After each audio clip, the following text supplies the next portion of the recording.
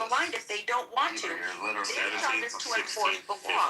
So when they feel that it's important, or when they feel that it's safe enough for them, okay, to go in and to enforce the law, then they could do that. Okay. She's got her microphones or her headphones turned down. Do you understand that? She's doing the mic thing. No, I don't. I hear it. No, you're turning your phone down. You're doing the mic thing. Oh, okay. That's how I know what you're saying. Yes, that's how I know that's what you're exactly what you're doing. Because now you're putting the headphone back to your ear. No, okay, yeah, sure. Yes, that's exactly what you're doing. Diarrhea. Yeah, I heard all your numbers. Bima, if we have to protect you, we're not protecting you. I'm not We'll talking to protect you. I'm not everybody talking else. to you, Rich. No, that's not the point. You're a The terrible point is human that being. nobody has the responsibility to protect anybody, and that's just the truth. Not even police. According to the Supreme Court, they have no responsibility to protect you. Gloria, Okay? can you imagine marrying this woman? You can reference Supreme Court law. Oh, imagine being married to this lady. When there was, who was it? It was This is why she robbers. has a side They dude. broke into somebody's home, and these women were calling the police, calling 911. She has a nose fever. I do. They snuck outside on the roof. They were there for anyway. They ended up. I don't know if they got murdered, or they got killed, or something like that. And they sued. Family sued the government. They lost. The police have no responsibility to come and defend you. Their job is law enforcement, to enforce the law. They do not have a responsibility to defend you. You have a responsibility to defend yourself. Okay, so if Hezbollah, if somebody's coming that's harming your country, that's your responsibility. your responsibility, okay, or obligation. Thank you, Rich. It's your obligation. Yeah, because it's to a go job. and It's an stop- obligation. And stop the people who are initiating aggression upon you. But while you're in that process, you can't harm peaceful people, because now what you're doing is every peaceful person. Yeah, but we're not piece of shits. Hold on, Rich. Every peaceful person that has not harmed you, you're creating a victim. Yeah, obligation and responsibility are different, though. Cycle. There's a perpetual cycle of victim, We have a responsibility as men to protect the innocent. There's nothing that you're going to say, Rafi, unless you're going to tell me that your government has a plan to replace the homes of the innocent people that you have displaced, of the innocent people. They've already said they're going to rebuild So it. you have no. Well, then guess what? BB's already said that. Guess what? Then you haven't. What? That there is going to be a plan? Yeah, Netanyahu said that he's going to rebuild Gaza. No, I'm not talking about rebuilding Gaza. I'm talking about now southern Lebanon. That one. Oh yeah, of course they're going to rebuild southern from Lebanon. the blue line all the way to the Latino. They're going to rebuild southern Lebanon. It's going to be part of Israel. Well, no, they just exactly. They just annexed it. Okay, they just stole it. Like they stole everything. We annexed the terrorist fucking part Empire of Lebanon. expansion. I'm not surprised. But that's fine. I understand that they want to secure themselves. I understand that they want to secure themselves. Okay, this is the issue. If you're going to do that, you have to at least replace and repair the homes and the harms that you've caused to innocent, peaceful people. I want to know your welfare check. So that's what I'm. Honey, I listen. I've done enough. I'm zero. No, I own my own property. I own my own property. The land that I'm on, I bought when I was 19 years old. I bought this land when I was 19 years old from an apple farmer, an apple farmer. Yeah. I'll explain to you that those soft wall patterns, that's not your property. It's called the property of the state for the crazies. Right, exactly, because you don't own. You don't own side of the property, right? Didn't Rafi sit quietly while you were ranting? Yeah, I'm not listening to this. No. I'm gonna talk. Listen, he's not respectful. No, he actually was being quiet. I was the one rudely interrupting you. So I'm gonna come in and I'm just gonna do what I'm gonna do, because if he's gonna show respect to me and he's not gonna insult me, yes, exactly. I'm gonna crash out. That's exactly what I'm gonna do. That's exactly what I'm gonna do. Until you guys can learn to be gentlemen and to actually just respect people and just talk about the topic. You don't have to insult human beings. You can actually talk about the topic. You don't have to cry like little babies. Bima, you're doing the Norman thing right now. Defend it because you know that it's shit. I know. Bima, you're doing the Norman thing right now. I know, and you know why? You are. Because You're learning from the best. I'm tired of you children not knowing how to have a conversation. I love having civil discussions, but you guys don't. You crash out all the time, even in chillism. Okay, yeah, that's. You do. I'm sure. Okay. Right? Everything that you said tonight, Rich, is a lie. Everything. I don't respond to you. Okay. Everything I said is truthful and accurate. Nobody believes you. And it represents everything that it's true and You bear false witness. You call yourself a Christian. You call yourself a Christian. Everything. You're gonna play this game now. False witness. No, I'm just saying. You think that you're a Christian? You're fake. You're fake. You're fake. You're not a Christian. You have no Jesus, no Christ, no principles in your body. You're gonna just bear false witness against your neighbor. Yes, you did, and you think that it's funny. You think it's a game. You don't, because this isn't real life to you. So you think you could come on and bear false witness. Well, you think we're not real people? Well, you don't think that we're real people with real lives? This is all constructed by subconscious mind. This is the delusion that you tell yourself in your mind to justify the atrocities that you do. You're just my neurotic, crazy of my brain, subconscious mind. mind. Okay, you're not real. You're not real. All right, well, if you're not real, I guess Rich isn't real. I mean, it's a delusion. That feels better. So, Rafi, do you want to... because he said that this isn't real. So if this isn't real, he shouldn't mind. Well, it's not real. All right. So you want to go too? You want to go too? Sure. Send it. Talk to yourself. Go. Send me. Come on. This is the most power you're gonna ever have in your life, Bima. That little green mug. Remember that. That's the most power you're gonna ever have. What's the matter, Rafi? I don't have to mod you. I don't have to mod abuse you. I can have a no. I don't have to mod abuse you, Rafi, because you're a rude individual. All you do is you insult people and you don't have the discussion. You know why you don't have a discussion? Because you don't have any good argumentation. You have no good counter arguments because you know that what you're doing is wrong. You know that what you're supporting is wrong, and you know that it doesn't fit well in your soul. You know that it's fucked up.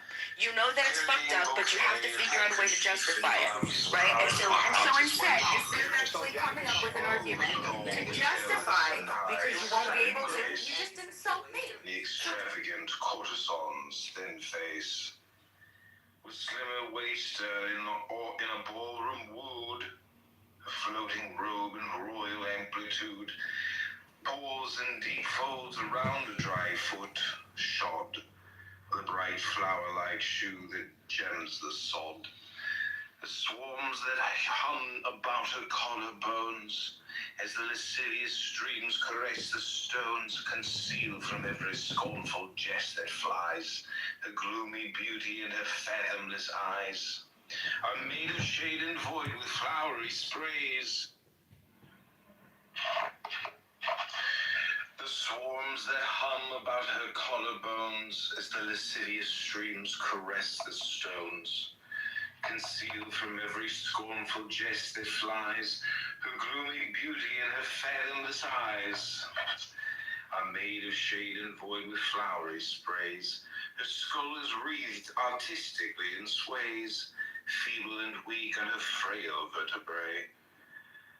O charm of nothing, decked in folly, they who laugh and name you a caricature, they see not, they whom flesh and blood allure, the nameless grace of every bleached bare bone that is most dear to me, tall skeleton, who laugh and name you a caricature.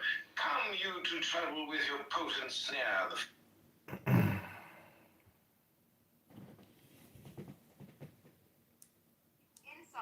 Because you can't have a civil conversation.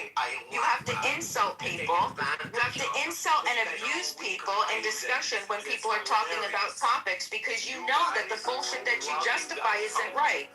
Right. Right. Right. Right. Because you can't justify. So is Israel gonna pay and Why would Israel have to pay? Oh, why? Well, I mean, if I came in and started destroying fucking houses in Israel, would you think that I would be responsible for repairing those damages of innocent human beings? Would I? What? No. Would I? If I came in and started, if I came in, don't talk about it as a collective. Don't talk about a collective. I don't want to hear it. I don't want to talk about it. What do you mean? We're not having a civil discussion. I don't speak civilly with people who insult people. No, what we're gonna do is we're just going to bulldoze the conversation. We're gonna bulldoze the conversation because this is what you like. There's no pain. There's no pain. There's no pain. There's no pain because you're not a civil human being. You're not a civil human being, and you justify atrocities against peaceful human beings. Right. What can I ask? What are you saying? Is Israel going to pay for what now? Is Israel going to pay for all of the homes that they've displaced 1.5 million people in southern Lebanon? Do they plan on repairing, building, or giving any type of shelter to the 1.5 million who are not Hezbollah? I think the only country that I'm aware of, and you could correct me if I'm wrong, that has ever paid for the enemy's housing or rebuilding the enemy's whatever, but when they are in the middle or after a war, is the United States. With Iraq or Afghanistan. If your government allowed terrorism on your land to occur by not stopping it from a certain area where they said, you know what, we're not going to control this area anymore because these people are out of control. We are too weak as a government to fight them. So they basically, the Lebanese government surrendered that area because they didn't want nothing to do with it. They didn't want to go against the terrorist organization. Bro, can we get a beat on this guy? This guy's rambling. I'm rambling. I'm speaking fucking facts, you dumb cunt. I'm gonna lick your brown starfish if you keep rambling. Sure. So, anyways, by allowing them, by not stopping it, so Israel says, okay, you don't want to take responsibility for these terrorists while they're shooting rockets into my country at my people, doing destruction to my infrastructure, okay? If you guys are going to do nothing about it, I'm going to be Big Daddy and I'm going to do something about it because I'm not going to stand here because no fucking Hezbollah. It's reparations or any destruction that they're doing in fucking Israel. Okay? Because Israel's not going to Lebanon and saying, oh, those buildings that you guys hit, are you guys going to pay us back? No, nobody ever paid back. When Gaza was shooting rockets into Israel and destroying buildings, did anybody go to Gaza and say, you guys are going to pay for those buildings? No, nobody fucking does it. So why is Israel supposed to be held to a higher fucking standard? Because it's the right thing to do. It's the right But thing it to is do. the right thing to do. If So you want to destroy the homes of Hezbollah, people that are actually committing the atrocities, I mean, like, well, let me ask you, if a terrorist hid in your home, would it be? Would you justify me just rocket launching a bomb right into your home and taking you and your family out and your home? No, you wouldn't, because you know that it's wrong. If my fucking government allowed this shit to happen, I would get the fuck out and move, because that puts my children in danger. If fucking rockets are flying out of my next door neighbor's backyard into fucking America, okay? I know that America's gonna retaliate, so what the fuck I do is that either my government's gonna protect and go arrest that person, or I have to fucking move, because I know there's gonna be a rocket flying in my neighbor's house that's gonna impact my house. Why do you hold Israel to the standard of is quote unquote the right thing to do, but nobody else in the region or the area that's also involved in the fight? Because she hates Israel, and that's why. She sees negative factors. Because I don't look at things as collectives. I look at things as individuals, right? One person, Hezbollah, that does a person, a human being, woke up, decide that they wanted. Hold on. I understand. Well, oh really? Hezbollah isn't a person? No, Hezbollah is Hezbollah isn't one person that's been. Hezbollah isn't just one person. Oh, okay. That was Nasrallah. No, I'm joking. I'm sorry. I was being You just said one person is like it's not only is it a terrorist group, but it's also in the government, right? It's a party in the Lebanese government. In the Lebanese government, the president, the prime minister, the speaker of the house, they are allowing for this to happen. The head of the military, they're allowing for a function in their government to basically over the country and wage war against another country, another sovereign state. And they are interfering. And you know the repercussions of allowing that, right? Shai, what happens when you wage a war against another country? Can you get attacked back when you're attacking another country, Shai? Or no, we're going to have to a higher standard. We're going to take those bombs, right? Because Bima hates Jews. Or the state of Israel, because all her life problems are because of Jews. Those Zionists. Let's blame the Zionists because Bima's life sucks. And she's miserable. But anyways, guys, I gotta go to work, make some money. Yeah, you do. You better go make that money, you moron. Yeah, I will. Liar, you're a piece of shit. You're a piece of shit, Rafi. You were born a piece of shit. Go make your piece of shit money. That's what you like to do. Go justify. Just go already. Goodbye. You don't have to announce a departure. Nobody cares. Nobody cares. Goodbye. Good morning.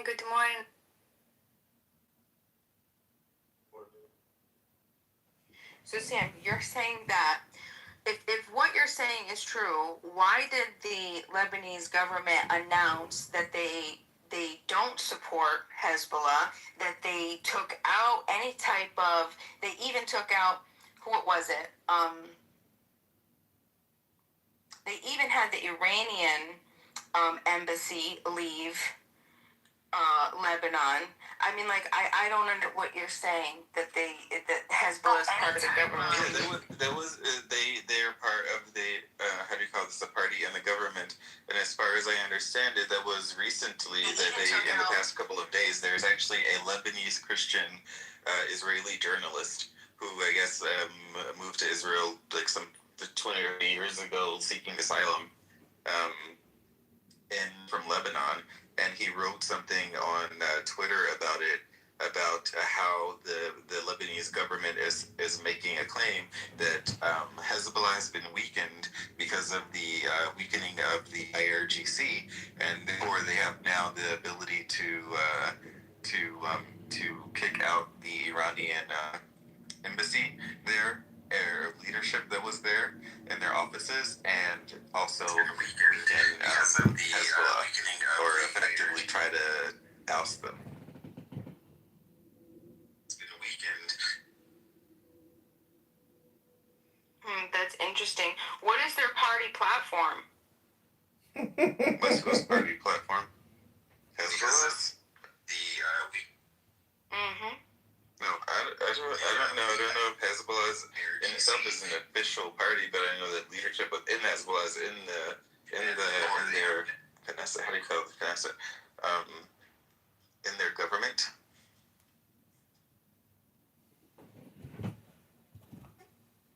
I think the government, they don't want Hezbollah to be part of it anymore. Yeah, I agree. I think they don't want them to be part of it anymore.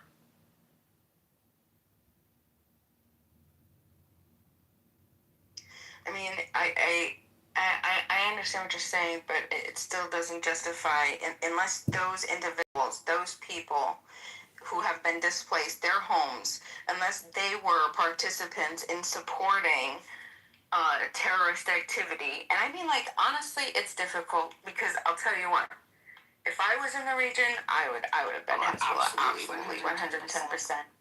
110%, no doubt in my mind. If I lived there, no problem. No way that I'm gonna sit by and, yeah. Do you know what Hezbollah believe in? So you say, I will be Hezbollah? Hezbollah is like the Iranian regime exactly. People in Lebanon hate them. And the reason why they ask them to evacuate is because they're living among them. So they don't want the people to be hit as well.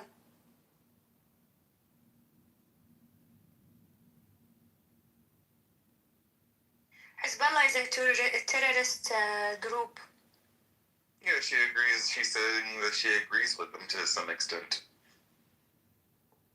Do you agree with the Iranian government as well, Khamenei and stuff? Bima, I think she's asking you a question. I'm asking Bima, Habibti. No, like the RDC, no.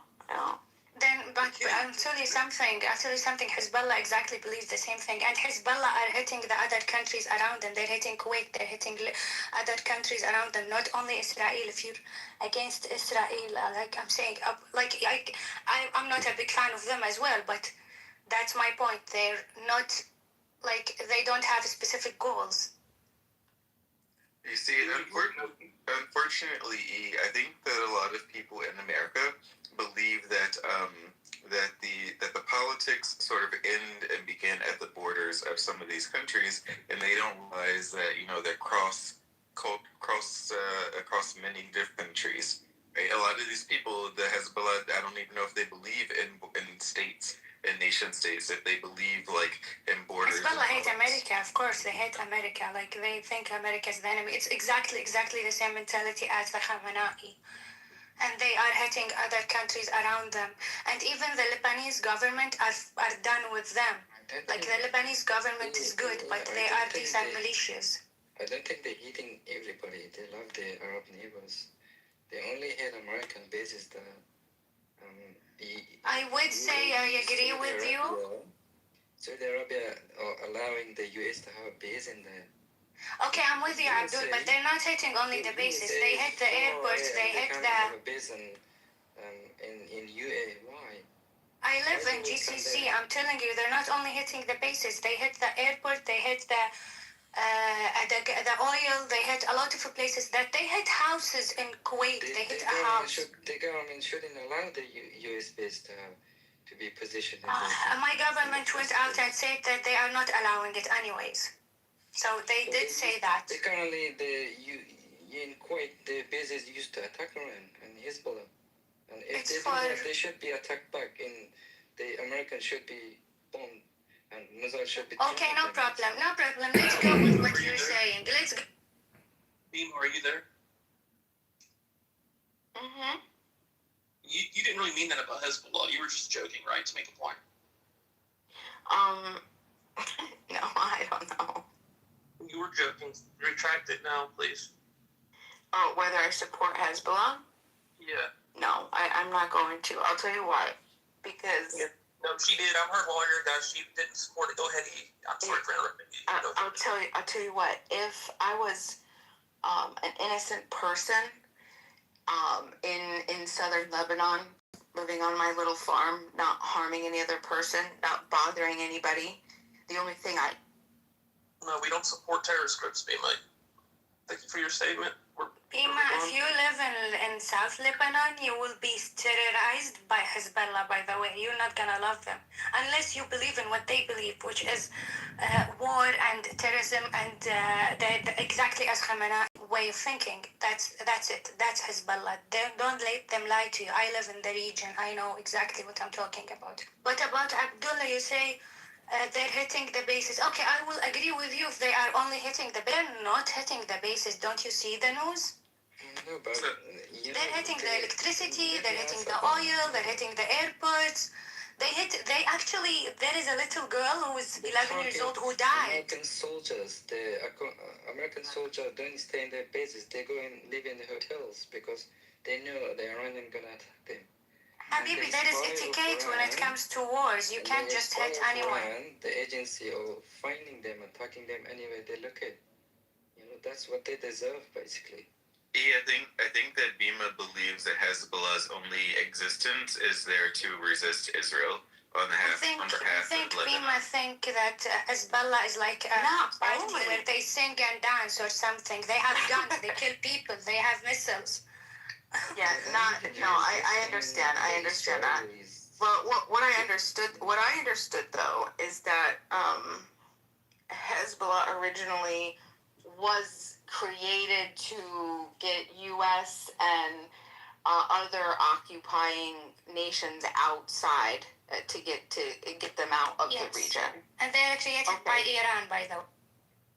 Okay, so if that's the case, I mean, when did Israel take over that area up to Litani River? It was before Hezbollah was created. So even Israel, the first go around, I think it was in 1982, because it was for 18 years to 2000. So 1982. That's 18 years. So from 1982, I mean, like, and they won, and they got them out in 2000. They made Israel. They were losing. Israelis realized, listen, we have to get out of here. Too many people are dying. Let's go. And then they went back their land. They were able to take back that region. And they've been doing it since 2000, right? So, I mean... Bima, Israel is trying to invade Palestine 70 years. What good job they did. They can't take Lebanon, by the way. That one. Number two, when you're talking about Hezbollah, imagine you're a Christian who lives in South Lebanon, which there are a lot, and you're being bombed just because there is an Iranian regime there, which is not an Iranian regime, but they are paid by Iran to fight, to fucking kill the country. Because if you're doing the missiles, you're putting other people in danger.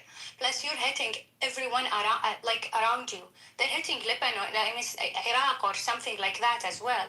If that's true, I mean, if you hate Israel, I hate government. I hate government. Okay, if you hate the Israeli government, I'm with you. I hate them, but that doesn't mean, like, go kill them and kill all your neighbors with them. You get what I mean?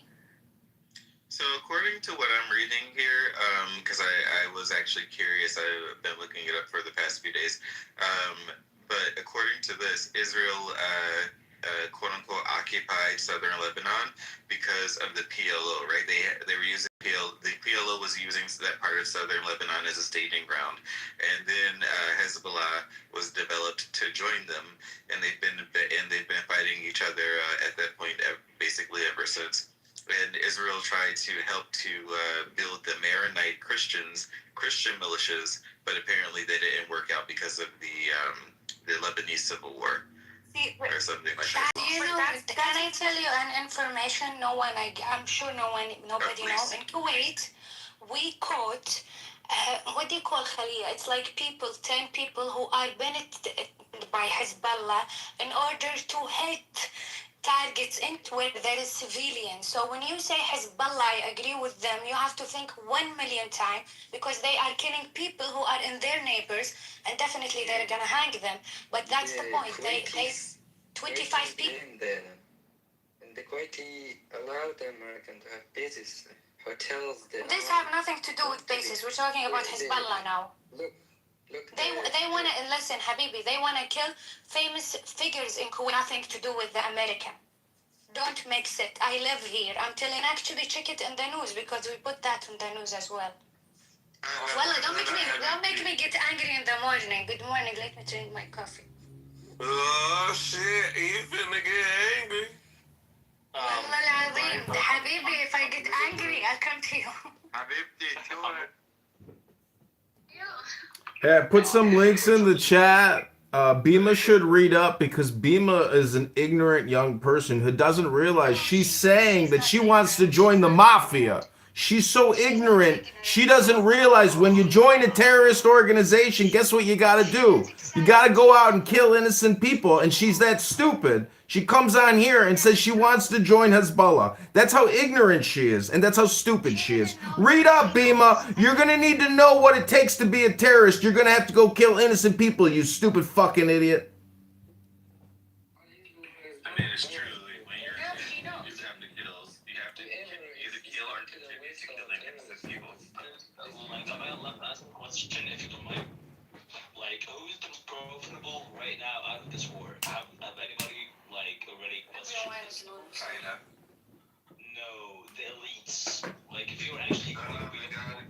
There's always going to be fucking elites. Why don't you not blow yourself up if you get tired of the elites? God damn it. There's always going to be somebody who's an elite person. There's no way on earth that you're actually getting rid of the elites because they are the shareholders of literally almost 70% of everything in the world. So they are actually controlling almost half of the planet if you're actually going through all of that. The elites control 100% of the planet because every society, every society throughout all time has been controlled by an elite person. Okay, going through that, do you know already who's the owner of BlackRock, right? Did you say black cock? There we go. Everything's gonna go back to this. Did you know OnlyFans creator died? Did you know the OnlyFans creator died? Do you know what killed him? Do you know what killed the guy? It was a turbo cancer from the vaccine. You gotta whisper it though. Don't you fuck with me? Wow. They say 3 million Americans died as a result of taking the Zav. Link is in the chat. I took the vaccine. When am I going to die? That all the elites is actually controlling almost all of the world, and you just don't see it. That's really sad. I do have a question though. So go ahead. Hezbollah. Okay, if Hezbollah is southern, the Hezbollah in southern Lebanon. Okay, they're as like crazy and bad as is being communicated. Why were so many Christians living there like peacefully? They are Lebanese. This is their land. They have to live there. It's their land. It's their right to live there. Nobody can get them out of there. It doesn't matter what's your religion. Your loyalty is for the land at the end of the day. And Hezbollah can't get them out. They are Lebanese. It's not up to them. And plus, Christian mostly they live in peace anyways. Even Sunnah they live in peace. The issue is with Hezbollah, which is a part of Iran regime. You have to understand they are Shia, but not any Shia. They are the Shia, the extreme Shia from Iran. Actually, also, what is not actually said out loud in many ways, Abdul, I would like to address Bima. What is also not said out loud is that that the Hezbollah have been doing dawah on people, and they've been converting a lot of the Christians to Islam, and actually a lot of Christians have left Lebanon. Like if you look at the percentages of Muslims versus Christians in Lebanon from like 1948 until now, you see like the Muslim population is growing. Only because Muslims have more kids, that's it. Not because they are converted. Not only because of this. There are Doesn't the Muslim population, like, aren't they constantly growing all around the world? Yes, a lot of it is because of births, like you said, but also through conversions, and also because Christians are moving. Christians are moving because of the terrorism. Yeah, the terrorism that Bima wants to join. Never forget that on this day, March 27, 2026. Bima declared her allegiance to Hezbollah. She's a traitor and a terrorist. Stop. Just stop. You're such a loser. What are you doing? You're bald. You're sitting in your fucking chair on TikTok with your fat gut. Your phones, lying on people. It's been a long winter. I'm gonna get the summer bod shape started soon. Take it easy on the stomach now. I'm so surprised. I do yoga. Of any type of fucking things to say about other women's bodies when you sit there with your fucking nasty gut, dude. Do you know you were on stream the other day and you your nose and then you wiped it on your shirt and it was on your shirt, dude. Like it was the black shirt. Go back and look. Yeah, the shirt. You got me there. You got me there. I'm not gonna lie. It was a long 3 days. You know, these rooms were hot. I was working overtime over here filming it all. Give me a break. I'm working here filming 24 hours a day. I couldn't take a break. I just took a nice hot shower. I'm all clean again. Look at the new live. Look at the new live. I know. That shirt was dirty. It had more than boogers on it. It had more than boogers on it. Did you see the white stains? He picked it with his left finger. Where? He picked it with his left finger, and then he put it and he just wiped it right under the right by his head. And then it hit on your shirt. White, juicy.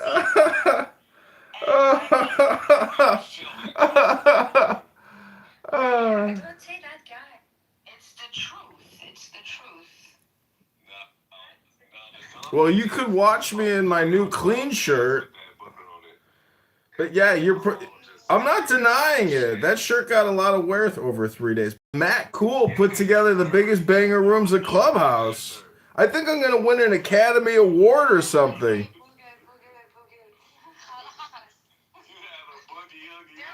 There's a lady on stage. Oh, two. There's two ladies on stage. No more bugger talk. And for the record, John Kitover, I hope you're streaming. No, I don't pledge my allegiance to Hezbollah. However, I will say that I would create my own resistance, and I would justify. And I would do, because I'm not going to harm other innocent people, but I will defend innocent people and their homes, the 1.5 million people in southern Lebanon who have been displaced, peaceful human beings. Over 100 children have been murdered. Up to 1,000 people have been slaughtered. Okay, their homes destroyed. The only things that they have in their older life, they have their homes, their farms completely taken and stolen from them. Completely gone. Okay? Gone. And yes, that would be war for me, and I would stand with the southern Lebanese people, the innocent, peaceful people that are not a part of any type of harming of other innocent people. Got it. Kurds is having Hezbollah there, where Hezbollah is making their life dangerous. Because if you're hitting missiles, you need to know that you're going to be hit back. Exactly. So this is the thing. Now this is a question because I heard. This is what I heard. I heard Ben Gurion. Oh, well, I didn't hear it actually here.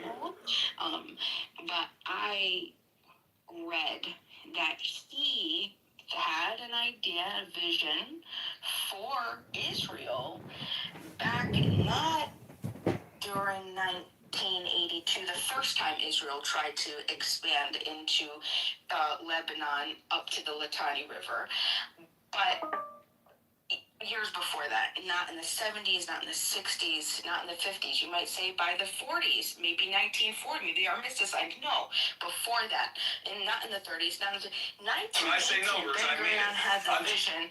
We will have up to the Litani River. Let them try, Bina. Let them try.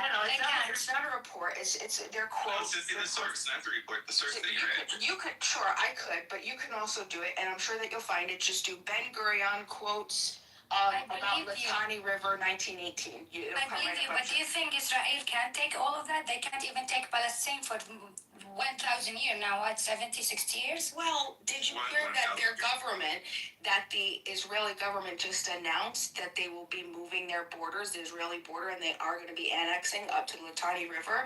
They just pushed all of those residents over up north past the Litani River. They bombed all 5 bridges, making it impossible to come. And they said nobody could come back here, and unless we say so.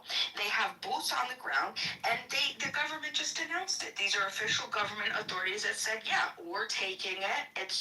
We're gonna expand. So I mean, they lost it. They always want to expand. They always want to expand. Everybody know, but they can't. That's the question. And can they? Okay, so I'm reading it. It says that in 1918, between 1918 and 1920, and this is the context, the Ben Gurion mentioned something about the Litani River, but it had to do with water resources. And this was before the borders, or the ideas of the borders of like modern Israel were established. And today it really doesn't matter because Israel has like the most water in this part of the Middle East, right? And they do it through a desalination and through various other means of water production. So we have the technology now. We don't need the water resources from the Litani River. Well, I mean, the government already announced it. Your government. When did they announce that? They announced it on the 24th. They said. Can you send me that link? Because I didn't read that. You could just Google it. No, please send it to me so I can, because I want to see what source you're reading it from. It was from Reuters. Oh, okay. So will you please, if you don't mind, do me a favor and like put a link in the chat? You want me to go find it for you? But you're gonna have to do the same thing. Why do you want me to do the work for you? I can't give you the source. This isn't the let me Google that for you show. Nicely. I'll do it for you because you asked nicely. Oh my gosh! Wow, what a gracious moderator. Hey, you just get a napkin. Well, I want to say that about your nose and keeping the borders clean. Well, anyways, Matt Beaver, you guys have put on some very intense rooms over the past 4 days, and it's hard to pull away as somebody who's been enjoying it and recording it all and the chaos. And I'm just wondering, like, what's the magic? How do you get, how are you doing all of this? What's the magic recipe? They use tissues. Can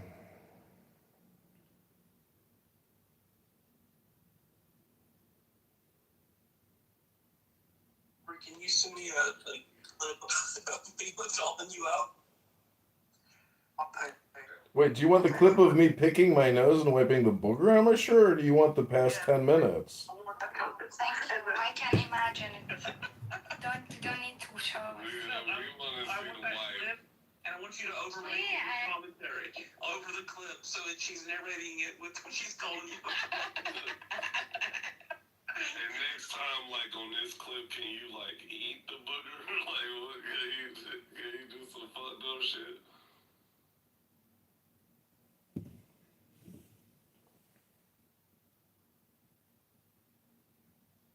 See, what I actually do not like is that we spend all of our time as Americans debating and arguing international affairs, and Bima is willing to die on a hill and become a Hezbollah agent terrorist to give somebody back their farm that they lost in a military operation. Don't say that. So what I'm trying to say is, I find it ridiculous that in America, if you don't pay your property taxes, they will take your house from you. But Bima's not willing to stand with her voters here in America and make America her priority. Instead, she's on here hypnotizing people about bullshit stuff overseas. It's got nothing to do with we Americans. I understand we all have an opinion and we like geostrategic political affairs. But the fact of the matter is, America is beyond broke. We're in debt tenfold over, and we're still doing international regime change and military policing overseas with no budgetary constraints whatsoever. So I'm just saying, as an American, vote as if your fucking life matters, and vote for America. Vote for yourself. Stop voting for this international fucking drama show. I'm sick of it. So, John, you gotta make up your mind. Sorry, Sam, one second, John. John, you gotta make up your mind. Either it doesn't matter, and America shouldn't be involved, or we shouldn't be sitting here discussing it, or it does matter because we just, what is it? What did our treasury just announce? That we were insolvent, or basically, at least mathematically, we're insolvent. I mean, come on. Are we supposed to care about it or not? Right? I don't know. I don't know, to be fair, but if I could, to illustrate. I will put that link here for the Hezbollah in Kuwait. You don't believe that FEMA doesn't actually believe that governments should exist or control states, there shouldn't be particular borders. But when it comes to resistance and the people resisting against what she believes are established governments, Well, you can watch me in my new clean shirt. So this is why she focuses on. I'm not denying it. That shirt got a lot of wear for over 3 days. But Matt Cool put together the biggest banger rooms at Clubhouse. I think I'm gonna win an Academy Award or something. Or any of the other Muslim countries. Hold on. I understand. Well, really? I don't think. I'm not sure my reading is your. John Kitover. Have you checked the link in the chat, guys? Maybe you shouldn't quit your day job.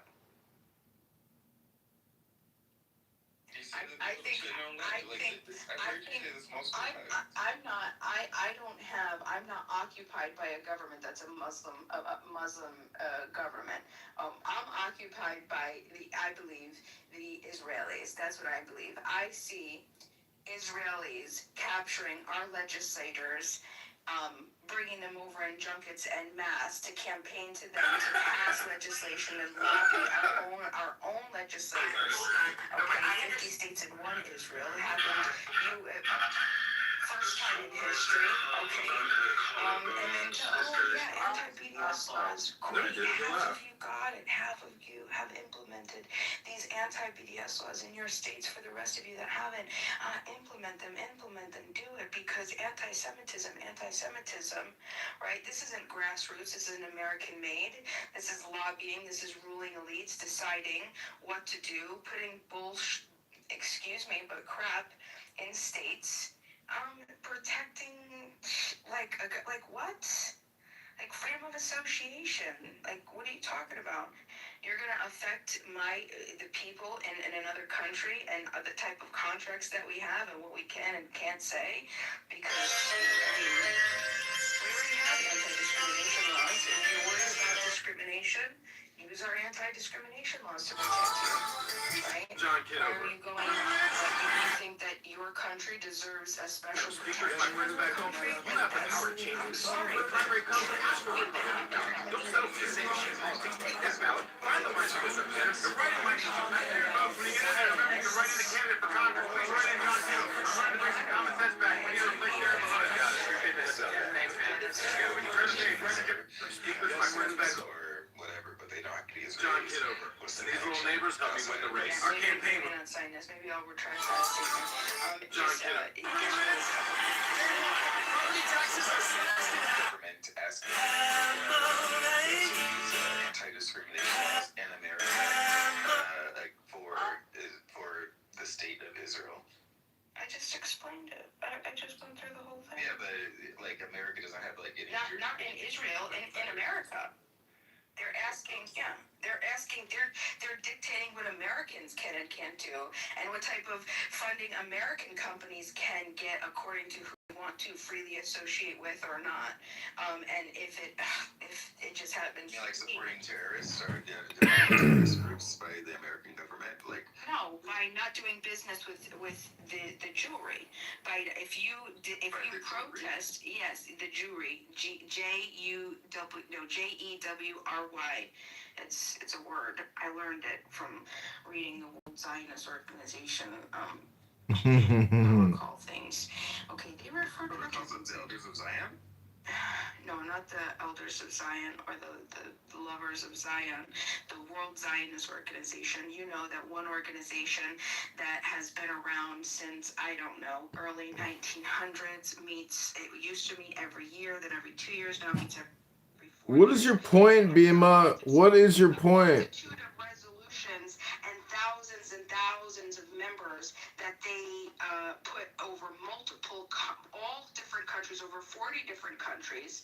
They have thousands and thousands of acting agents, and then they control some of the biggest Zionist organizations. I forget the two that are the most prominent, but then they deploy them into the United States and the other 40 countries to then push Zionism, and they give it all its right. World Zionist Organization. I encourage everybody to go look it up. Sleeper cells? It sounds like you're saying the Zionists are sleeper cells. I mean, like, go look it up. They're extremely organized.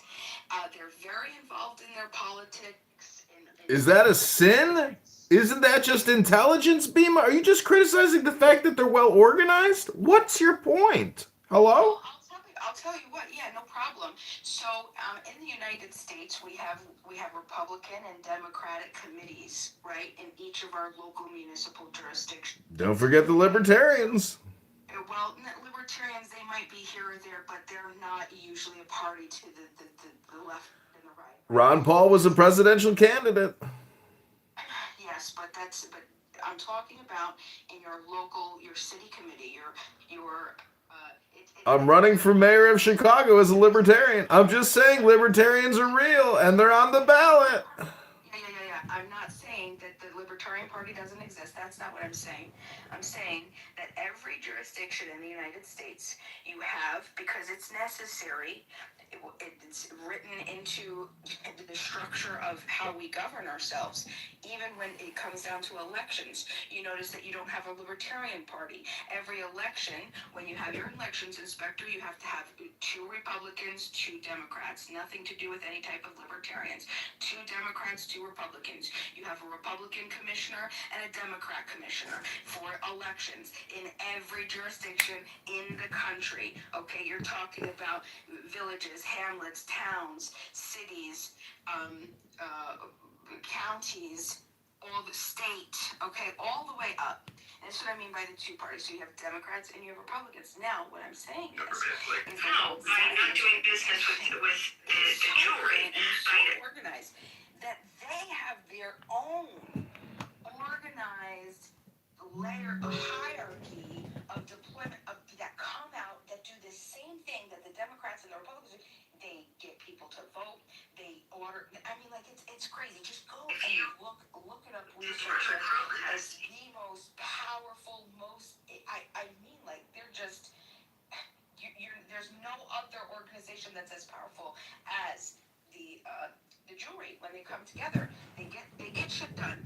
APAC, that's it. It's powerful, but you know what? That's just a farce. It's really the connections. It's the power of the connections deepens. That's why they voted APAC the most powerful PAC, not financially. It's through connections. It's through the power and the influence.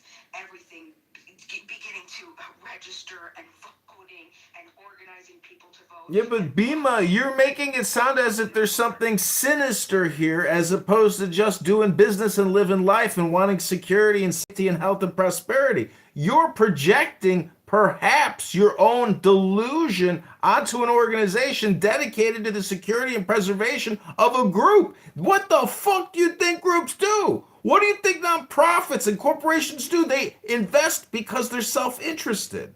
You're just describing reality, but you have no fucking point. Yeah, I'm sure somebody like you would come to that conclusion because you're just delusional and you have boogers in your nose. Well, listen, you got me there. You caught me picking my nose, but I still got at least a point when I put my finger up in the nostril to get the booger out. You still got no fucking point.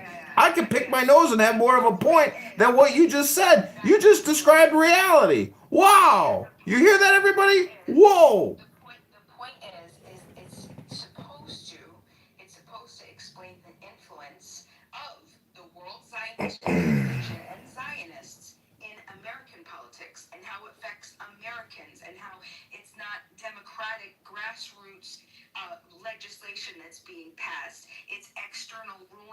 company lobbying that comes over, and that's what I'm trying to say. This is what I'm talking about by the occupation, by being occupied. Okay, so I don't get being occupied by Jews, by a very powerful force. You know, Bima, I hate to break the bad news to you, but this country's $40 trillion in debt and $100 trillion in unfunded debt. Even if you're right, it still doesn't fix shit. Therefore, you still got no fucking point. Oh no, I don't have a point, except our country literally. Is it Dr. Megatron? Is that the motherfucking Megatron, my hero? My Catholic savior? I became Catholic because of you, Megatron. I was confirmed in the Catholic Church this past Friday. Thank you. You saved my soul. You made me Catholic again, Megatron. I do, and that guy, he's always playing with his hair, and he's got hair plugs. He's very he's got a lot of self-confidence issues. He's a little Napoleon Bonaparte. He's going to take back Cuba, and, you know, they say Kash Patel is going to become the leader of Iran. It's going to be an amazing 2026. What title does Marco Rubio hold? And what did he say? Secretary of State said that you could be a Hezbollah terrorist, and I filed a FISA report with the FBI against you, Dr. Bima. That's what he said. That's exactly what he said. And he said that the reason that we it was because Israel was attacking. We got pulled into it. Okay, that's what happened. Pentagon. Israel was going to attack, and then it was going to fall back on us, so we had to defend ourselves. So we got pulled into it. This is the first time that we got pulled into it in June of 2025 with the 12-day war. Just more bullshit, right? Okay, there was no imminent threat. The imminent threat thing was a complete bullshit, complete farce. We had Joe Kent, the director of the counter-terrorist national, what was it? Director of the counter-terrorist something, right? He even admitted. He's like, he resigned. He said, this is bullshit. This is not true. Very nice. Proxies. Terrorists are saying, yeah, absolutely. Do we agree that they're just saying, yeah, sure, we can even agree to that. But I think somebody who's the director of counterintelligence or counter-terrorist, right, with utmost intelligence, I think he would know more than anybody what the threat is. And what did he say? Okay, well, he's going to resign. Yeah, but Bima, he's not the motherfucking commander-in-chief. He's just another fucking guy. He's not the commander-in-chief. He's not the commander-in-chief. He's a fucking guy who resigned and wrote a letter and got social media clout from it. He's not an elected leader. He's not the president. He's a fucking guy with a lot of good hair. He's got great hair. You gotta give him good. He got great fucking hair, doesn't he?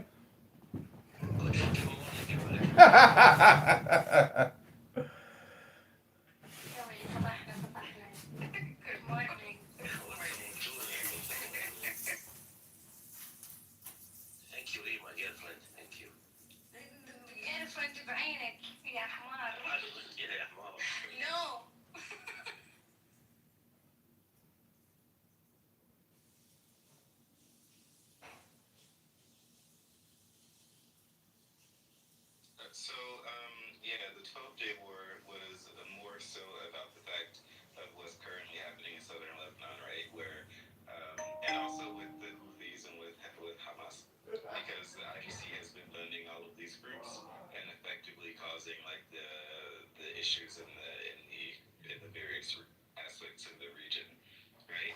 And this is part of the reason why who is not a Zionist and doesn't agree with the country or the government of Israel, supports taking down the IRGC to some extent, right? Why she says that Hezbollah is a terror group, and she probably would have a similar feeling about the Houthis and probably about Hamas also. If she, I don't want to speak for you, you can clarify if you would please. But the IRGC has been basically terrorizing the entire area. This is why Lebanon, the Lebanese government, is doing what it's doing, kicking out the Iranians, trying to kick out Hezbollah if they can. They can get a hold of it, and this is why also many of the surrounding Arab countries are also, while quietly, so seemingly to help America and Israel contain some of Iran's rockets and warfare. Yeah, I don't disagree with any of that. Right. Good morning. Good agree with any of that. But what my contention is we were lied to. We were perceivably lied to. You know, the president, there was just a meeting, I think it was held yesterday. I have to figure out what it was, but it was like some directed this intelligence meeting, and the people that attended, the officials that attended, were so disgusted by the lack of known information that they were basically given like there is no plan here. Let me bring it up real quick. Well, as far as being lied to, anybody who probably served in the military will tell you that the average individual on the street of America doesn't really deserve any information about going to war, because the people at the top have the intelligence, and while some people at the top may feel like they were lied to, the president of the United States and his cabinet have the most.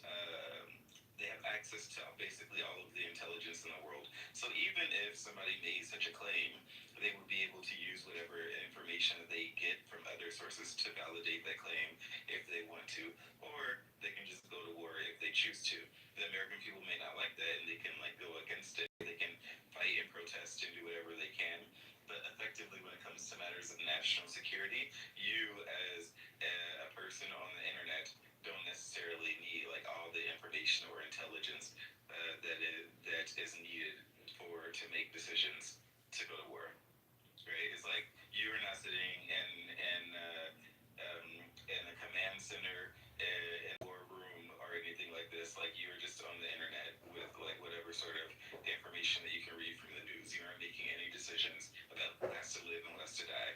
And that is unfortunately what people have to do when they are either defending their country or defending their resources or making certain financial decisions for their population. Yeah, no, I don't disagree with you.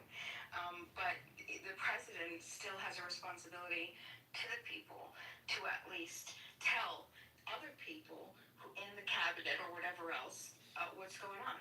There has to be some sort of accountability, right? Because if the president just woke up today and said, okay, we're gonna go and bomb Israel, I think we would all be like, oh. Yeah, no, I said Israel. No, I said Israel for a reason, right? Because you would want to know, and you wouldn't be saying, well, you're just a person on the internet, you don't deserve. No, there's a responsibility. Sure, yeah, maybe there is some intelligence that he has. It's something's going on, and something's gonna happen, and it's an Israel. Just trust him and close our eyes in it. No. There's layers to this. There is a responsibility. There is a duty. We're not asking for all the information, but we need to make sure that the criteria is met, and that's what I'm saying.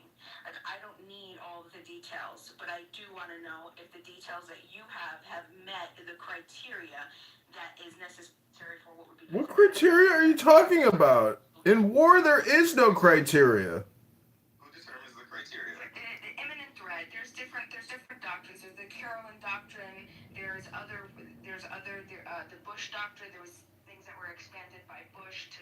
There's a criteria. What would be considered an imminent threat versus a preemptive. Bima, how long does it take a socialist to become a fascist? How long does it take a communist to become a fascist? I don't know. I'm going to refer that to John Kitover. He should be able to answer that. Listen, you're dancing around communism and fascism, and you don't even know it. You've already admitted you're willing to join a terrorist organization dedicated to murder, and it's basically the mafia. I mean, you actually would fit in with a mafia organization well. You would be a great female captain of some, hierarchy. The point is, this room has no point. Even the title itself is ranking our presidents, and you got Buchanan at 45. He's at least in the top 10. John, I don't even know what to say to you anymore. Well, you're not wrong. I do have a gut going, but it's been a long winter and I've eaten a lot of chicken shawarma. The Palestinians have moved in and I've been eating all their delicious chicken and I got a gut from the Palestinians and they're great cooks. You ever had garlic, dip? Oh my God, these Palestinians, they are cuisine. They're the best. They know how to cook. Did you eat it with garlic and what do you call this one? The vegetable that you شو اسمها مخلل شنو مخلل ذكرني. Arabic salad. With garlic and pickles. Listen, the greatest thing about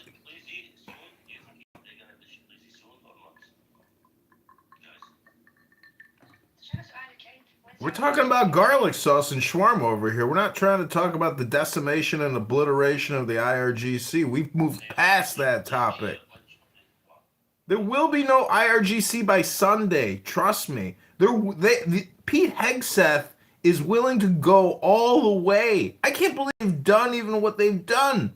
They're either geniuses or they're madmen. It's hard to tell. A little bit of both. Do you think Trump is a Buccaneers or not?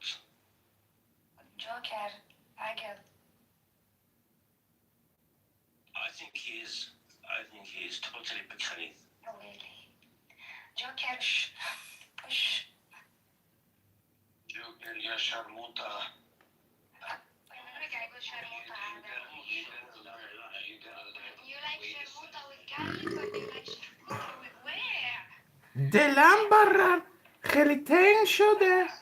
I just want all the Iranians here to know that America is coming to liberate your nation and that we will free you from the treachery of the IRGC and their cruel assassins that are murdering you in the streets. America is willing to go all the way. Are you willing to meet us to help claim your sovereign land as your own again, free from these Islamic terrorists? We already chatted. You want it. Well, you guys got to start reading Rumi, Jalal al-Din.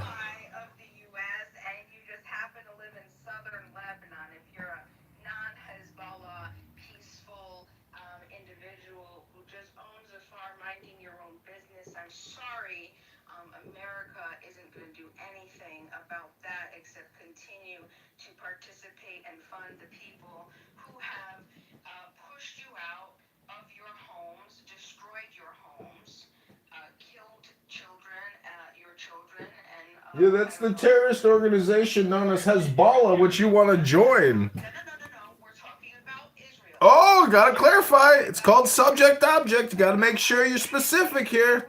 I got it confused with Hezbollah for a second. Situation though, right? You're flattening it because your position is like you believe that Israel is doing something which is like colonizing some land in southern Lebanon, and the reason why Hezbollah started was because they wanted to fight them. No, the reason why Israel actually entered southern Lebanon, at least based off of what I read, was because the PLO was originally there, and then Iran helped to build Hezbollah, fight the Israelis, and the PLO collapsed, and they moved, I guess, into the West Bank, or became the West Bank, and then they by not doing business with the Jewry, if you are the protest, yes, the Jewry,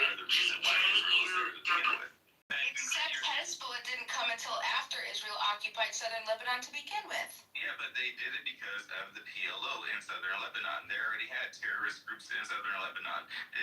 Israel didn't just enter southern Lebanon, right? It's the same thing with the Golan Heights. Israel didn't just quote-unquote occupy the Golan Heights. Israel took over control over the southern Golan Heights because of the attacks. I want you, I need you, oh God, don't say these beautiful things that I've said. Please stay. I want you, I need you, oh God. This was unexpected. What does that have to do with the peaceful people who are just living peacefully on their farms? The Christian priest who was just killed, by the way, or the Catholic priest, he said they told him, you have to get out because there's danger here. And he said, no, this is where I've lived my whole life.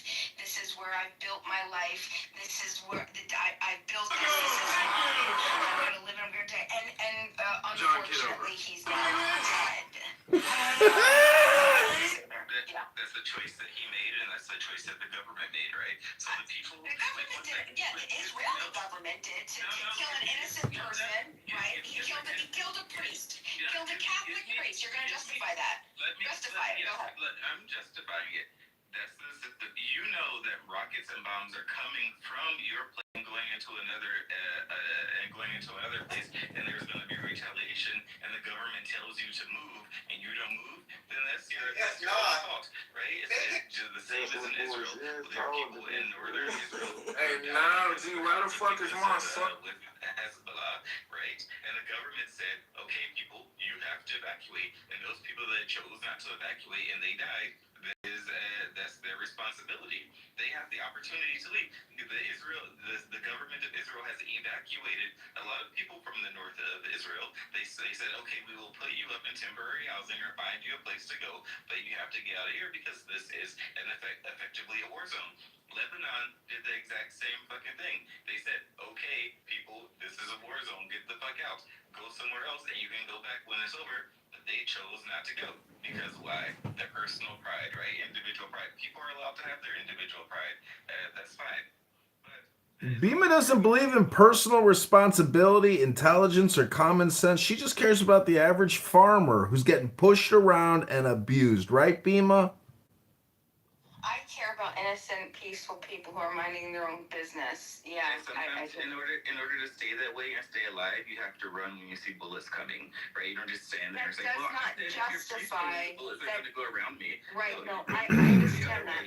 I understand that, but that does not justify the atrocities that the other people are creating. If you want to get Hezbollah, go ahead. Go in and get Hezbollah. But do it in a way that isn't going to be indiscriminate and creating... Check! My man, check! Commander, 5-star General, the Southern Sudanese Liberation Army. How long will we have to listen to these horrible, terrible people, check, until they finally come around and realize how stupid they are? The low IQ! Bima admitted that she would join Hezbollah and kill people. She's a terrorist. She said it. Person's head in front of you, or no, we'll just say she's shameless. An innocent person that you've just grabbed, okay, and you're holding them in front of you, and you're taking a gun and you're pointing it at me. Okay, you're pointing the gun at me. Now, I have a gun too, but I'm going to use my gun in self-defense. If I shoot through, instead of shooting you... Okay, we're going to have to call Optimus Prime to handle this one. It's not justified. I'm not going to shoot through an innocent person. I'm creating another victim. I'm getting you, but I'm creating another victim. It doesn't matter. It doesn't matter. It doesn't matter. And that's why we don't do it. That's why we don't do it on a micro level, because we understand that that's not right. No, this is slightly retarded because one, it's called a moral quandary, and you know, people who are in the military or whatever, people who are philosophers and people who talk about morality, they talk about these things all the time. Why? Because they actually happen in real life. They actually happen in real life, and they happen more often than we like to think. That, you know, innocent people are victimized in the process of other people's conflicts, and that is. Check can't pull away. He keeps coming back.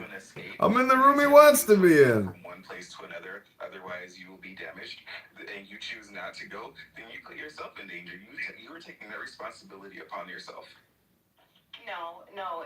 What's happening is, that's part of it. Sure, you're taking responsibility. No, what's happening is Bima's world is happening right now. You'll go in a second. You'll take your turn. But that still does not justify the harm that the other person is creating. You cannot harm and create another victim while claiming self-defense. That does not math. It will not ever math. Unfortunately, we have people still to this day that want to use the primitive mind of the personal responsibility to use this term of collateral damage. No, sorry. If you want to get the offender go in and get the offender and stop the offender. If you're going to harm an innocent person, you're now creating another victim. And that victim and that victim's family now has full authority to then harm you. Okay? And so now, because they're going to defend themselves. And so now they're shooting at you, you're shooting at the people behind them, right? But because now the new people are shooting at you and the people behind them are shooting at you, now you're going to have more people shoot. Do you understand how that doesn't work? So is that your justification of Hezbollah and Hamas creating also their own terrorists, right? Like you're saying that now they're justified, or these innocent people are justified, quote unquote, and their families. Now you're saying that these Israelis are also justified in being blood redeemers for their families because of what Hezbollah and Hamas are doing. Isn't that what Israel's doing? No, that's actually this is not talking about. Okay. Bima, I'm not gonna talk about Israel because I don't care about this subject, but I'll tell you something about Hezbollah. Hezbollah is like the Iranian regime. They use their people as shield. So they don't have to be between houses hitting other countries. They can be like, as he said, in farms or something far away from people.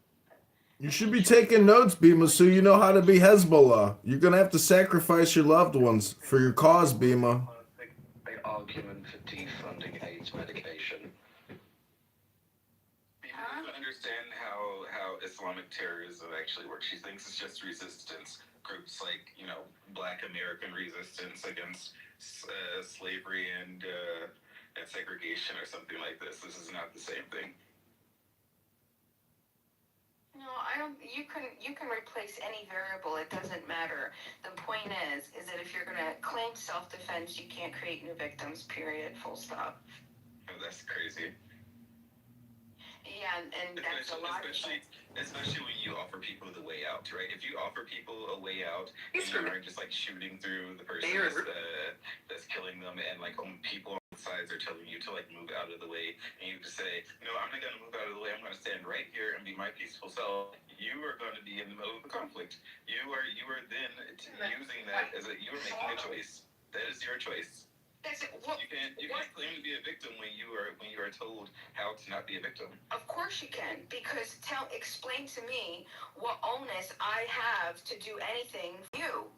I don't. Why do I have to move out of my home as a peaceful person, not harming any other peaceful people? If you're the one who's going to be the offender, if you're the one who's going to initiate the aggression on Hezbollah, right, or you're going to defend yourself, I have no obligation to you. This is like Bart Simpson and Homer Simpson, with Bart Simpson saying, "Get out of my way. I'm throwing out air punches. Get out of my way." And Lisa's like, "If you walk in my direction throwing air punches and you hit me, I'm not at fault. You're at fault." Bima, Shai just talked about philosophy. Okay, Super Green Bean fascist moderator. I do like you, and I do. Well, I didn't mind you. At least you muted yourself. I want you to know that I do like you, and I do respect some of your opinions, but that is really like the dumbest argument I've ever heard an adult make. You have responsibility to yourself and your family and all these other people to move out of the way of danger, so that you are not being a victim and not being killed.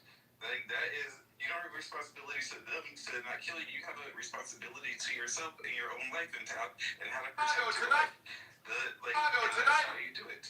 They say get out of the way or you will die, so you get out of the way so you don't die. It's like at a stop sign or a red light.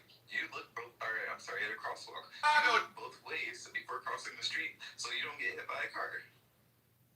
Right, and what I'm saying is, right, if that's the case, if you're not intelligent enough to create a situation where you're only harming the person who's threatening you, you feel that you're going to harm, you're not creative enough, you're not thoughtful enough to figure it out on your own, where you have to endanger other peaceful people, okay?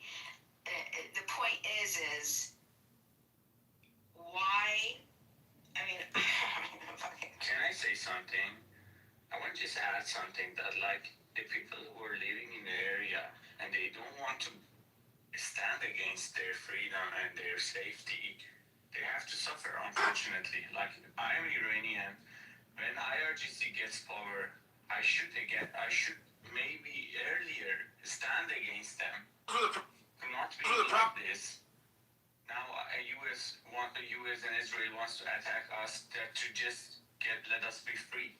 So, which means that I am also somehow encountered in this situation. Texas went up again this year. I have to do something which I didn't really like. It's not really your fault. You need guns against them. Unfortunately, people living in area with Hezbollah, if they are really clever, they should not let them live there in the beginning. It's guns against people, guys. You need to understand. It's guns against people. If you don't have a gun. This is a gun against people, but I'm just explaining you. Texas went up again this year. Through the property tax rates, our families are.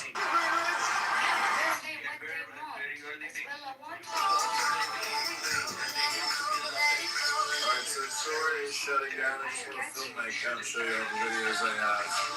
John Kitover running for mayor of Chicago. Most of these videos are all from the congressional campaign in the 16th district against Jeremy Hood. And the few remaining videos will be able to trade until they shut down. Like, this is a war technique, because they can just, like, them Hezbollah themselves, they can just let the area be free, and they can Tax went up again this year. Through the property tax rates, our families are staring down. Not anymore. On day one, we were cutting property taxes by 50%. It's a fucking terrorist group, and whoever agree with them is considered, like, I can't even say that, so.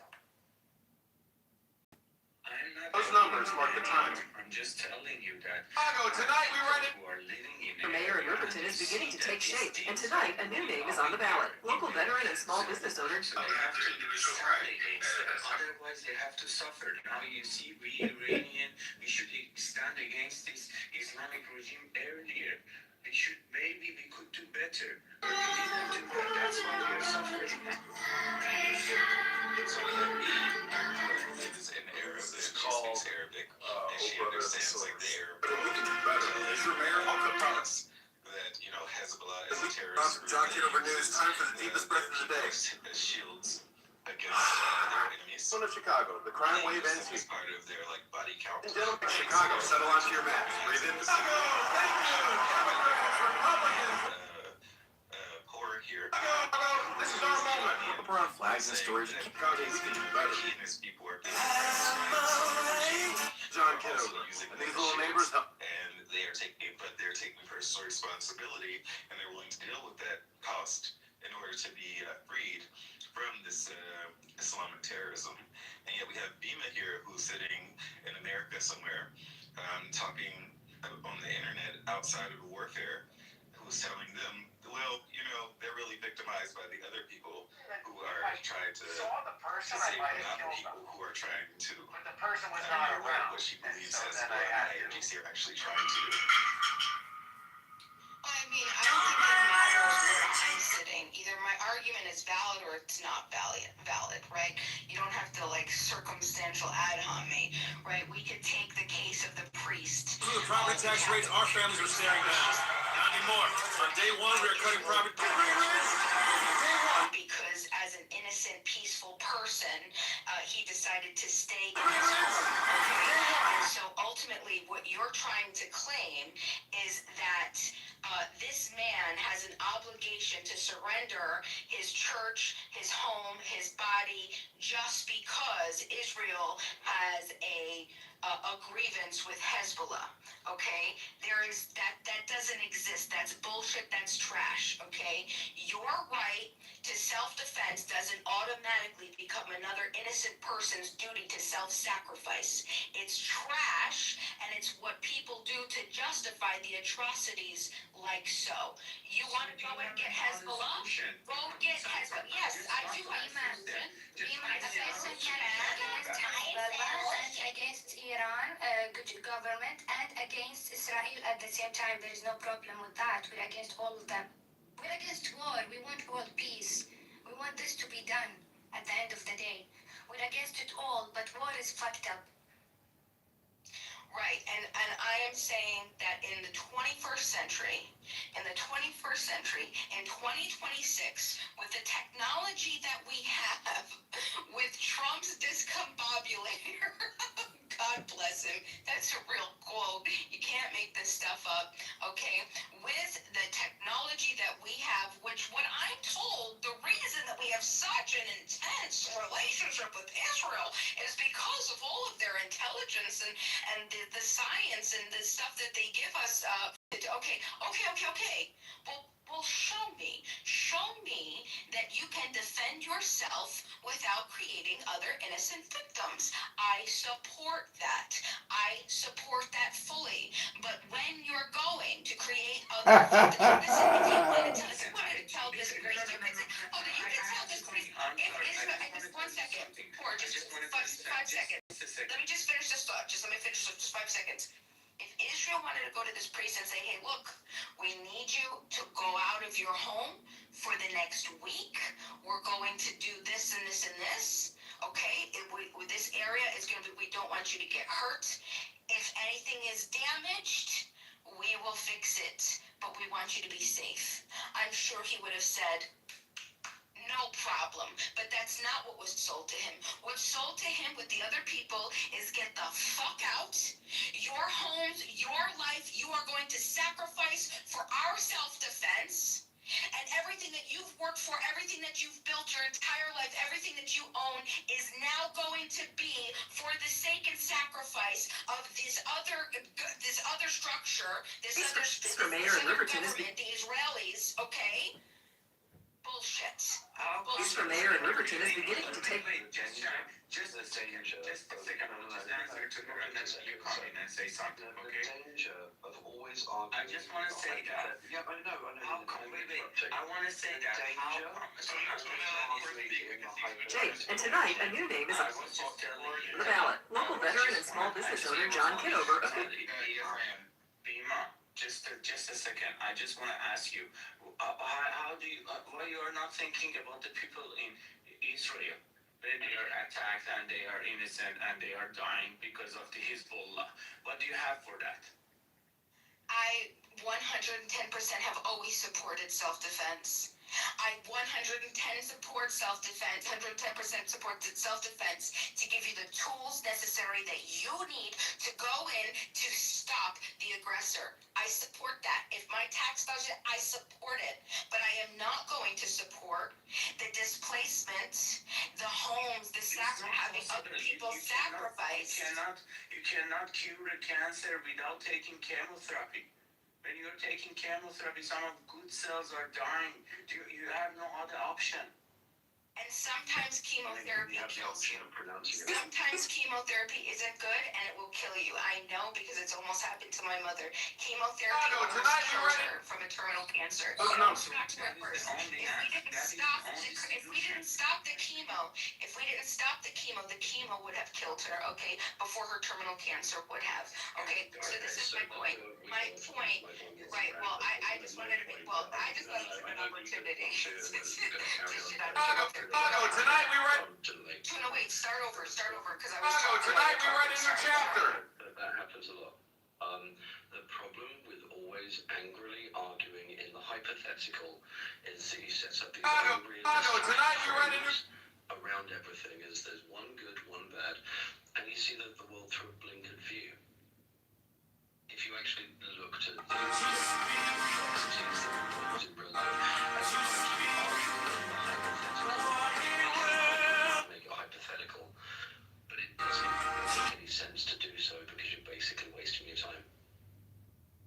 The hypothetical isn't supposed to be the hypothetical. The hypothetical is supposed to be there for us. Those numbers mark the time. Idea to say, hey, look, this is an alternative, adjacent, possible, and if we adopt this, the goal is ultimately coexistence and peaceful coexistence with each other, right? But if you're saying that innocent people are morally obligated to sacrifice their rights, their property, so somebody else can carry out an attack on somebody else, that's just bullshit. I'm going to stop you on the straw man because I didn't say anything of the sort. I was talking about when we disappear and navel gaze into oblivion. hypothetical situations that are framed. We frame the whole world into good and bad, like you've just demonstrated. You've demonstrated and then slipped in a fallacy and never said anything about putting people in as cannon fodder and martyrs. Never said anything of the sort. I was talking about how when you reason with hypotheticals, you're basically able to make any point, and the points that you're making have no weight to them because they have no material basis in reality. They're just pontifications. We have to get out of these hypothetical, pseudo philosophical, idealist directions like they have any weight, because all it's essentially doing is it's stamping your feet and saying, I want my way. We'll find the victim, we'll identify the victim. All right, point of order, moderator, put me in the queue. This is John. Oh, fuck off, shit lover. Go ahead, booger boy. So, I guess what I'd like to bring up is that we have two choices in life. Okay, Tuna Boy. You're an insane person that no one will ever vote for unless they are off their meds. You literally. Well, that's what I'm counting on, Tuna. There's a lot of people off their meds these days. So what I'm trying to say is we've got two choices. Point of order, moderator. Moderator, point of order. If I can't speak and I'm being interrupted, I'm requesting you shoot this man and put him in the goo. Put the children at the children's table. Listen, you know where you fucking your child molester who missed the boat to get onto Epstein Island. Hello, stop projecting, sir. Stop projecting. Thrown out of the military, and you're a mad person. Stop projecting, sir. Point of order, moderator. Moderator, point of order. All right, this is what I'm going to do. I'm going to turn my volume down. I'm just going to keep speaking as if I can't hear you because the volume is down and I can't hear a word you're saying. So what I'm trying to say is, ladies and gentlemen, we have two choices. Two choices. We can either game the system, and that means be as strong as possible and try to win through brute strength by overcoming nature itself. Or you have a second choice. You have a socialist choice, which is not the fascist choice.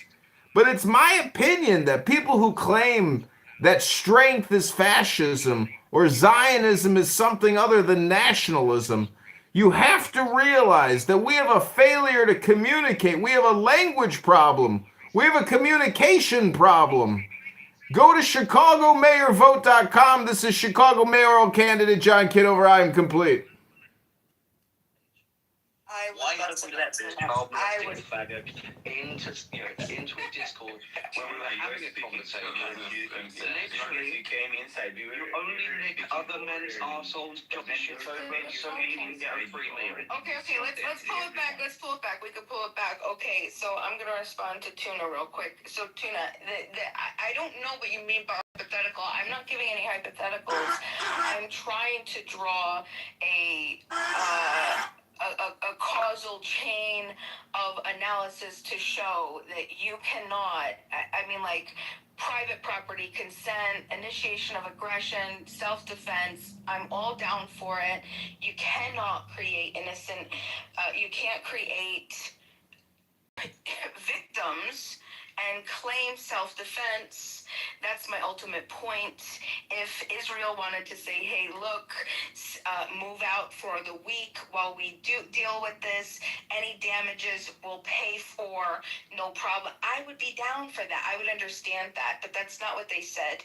They said you have to sacrifice your innocent status. You're no longer innocent just by proxy of where you're located. So you have to now sacrifice your home, your connection to the land, your career, your food, your food security, your financial. You have to sacrifice everything because I need to defend myself and my people next door, okay? And you're not going to be able to come back. And by the way, not only are you not going to be able to come back, we're also taking this land now. We're taking over because we have to defend ourselves. That does not work. That's insanity. We, again, as you said, we live in 2026. People are not serfs who are living off the land anymore unless they choose to. And if they do, they can go to a place. Even if they make that choice, they can go to a place nearby. Generally, and then find everything the supermarket where they can food security and other work temporarily. Like it's crazy to make this giant leap. Nobody was making such a claim. That was just Sam. I understand what you're saying, but that was what I saw when Steve Sweeney, when he was going around and interviewing people. These were people that, yes, they had farms. You're talking about, I don't know what you think southern Lebanon looks like, but from the Blue Line to the Litani River, 40 to 60 villages decimated, okay? Yeah, a lot of people were farmers. A lot of people, it just was. Okay. Okay. There just a few years ago. Okay. So what's your point? My point is that there are no farmers there. No, I didn't say there are no farmers there. I said that people do not live as subsistence farmers, right? A subsistence farmer is a person who works the land for the purpose of having all of their food that they will probably ever have for a particular amount of time. These people have the ability to go transplant themselves temporarily to Beirut or whatever the case may be. The government, as far as I understood, was also going to help them or assist them. This was part of the process of them telling them to move so that they would be in a safer place, right? That's the reality on the ground. This isn't like the hypothetical situation of 2,000 years ago, you have to leave and you can't work on any other land or do whatever the case may be. There are protocols, governmental protocols in place in many places. And we can also see the state of the $48 billion is somewhat working with the state of Israel in this against Hezbollah. It's actually pretty interesting that you don't actually talk about that. You talk about land rights and things like that, but you aren't talking about the fact that the Lebanese government is somewhat appropriate with Israel in this capacity against Hezbollah. The reason is because I understand as a citizen in a state that my state doesn't represent me. My government doesn't represent me. I can represent myself. I don't have the ability or the power to dictate to the ruling elite what they're supposed to be doing or what they can and can't do. I can't do that. That's not in my power. The only power that I have property taxes are on the rise again, and that's only part of what homeowners will be paying more for next year. Council approved the new water tax. I have no obligation besides making sure that I'm not harming you or my neighbor. That's the only obligation that I have as a human being on this planet, okay? But that's your responsibility as well. That's your obligation to not harm another peaceful person, okay? We understand that states are rogue. I don't support a lot of things. I don't support, I won't say 100% of nothing because there's a lot of things that happen to me. But there's a lot of bad that I don't support, okay? And that doesn't have any... It's just a deflection. It's an excuse. It's a way to justify harming and sacrificing innocent, peaceful people in their homes and property. It doesn't matter what the Lebanese, the Israeli government, the defense minister said himself. He said, "Listen, this is what we're doing. We're going to be taking, we're going to be occupying it up to the Litani River, and you know what? We're going to be expanding our borders and." Like I said, talks of annexation, we're taking over. It's not new. It's not new. This is something that they've wanted to do. They've tried to do. They held it for 18 years before. There is no other solution. You give me a solution for that. Let's say some of the people there, they want to hit me, they want to kill me, and I'm acting against them. Okay? So, do you have any other solution? Give it. Okay, well, I would say all they've done is they said, okay, everybody go on to, you leave here. But now you're just, Just numbers. They're the years I wore the uniform for our military. Years that taught me loyalty, discipline, and that people they're not going to still do the same exact thing? You're not. All you're doing is. So you're dancing around your actual point. Just I want to say something that like Bima, most of the war happened between the Israel and the neighbors. It's started. I'm not telling all of them, but most of them started when they attacked Israel first. Here's the topic. Right, but when you say they, that's a problem because the people who attacked Israel, sure, no problem, take them out. But what I'm saying is the innocent, if they've committed no wrongful acts against Israel. I gave you the example of chemotherapy, but you couldn't accept it, which almost 90% of the people who are having cancer are cured by the chemotherapy. There are some casualties, but it happens. We heard it, but is this high school? Are you guys honestly gonna argue over who threw the first punch? Is it high school? Is this high school? Hello? First punch. What we're arguing is how we can justify self-defense while creating new victims, right? And I don't think in the 21st century it's still. So I'm going to correct myself that this statement that you just made recently, like this thing that you went on for like 3 minutes, was the actual dumbest statement that I've ever heard an adult make. And then what you said before was the second dumbest statement that I've ever heard an adult make.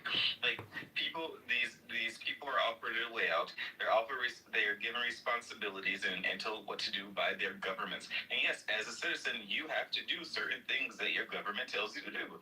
As part of the package of being a citizen of a state, being a part of a community, being a part of like a nation.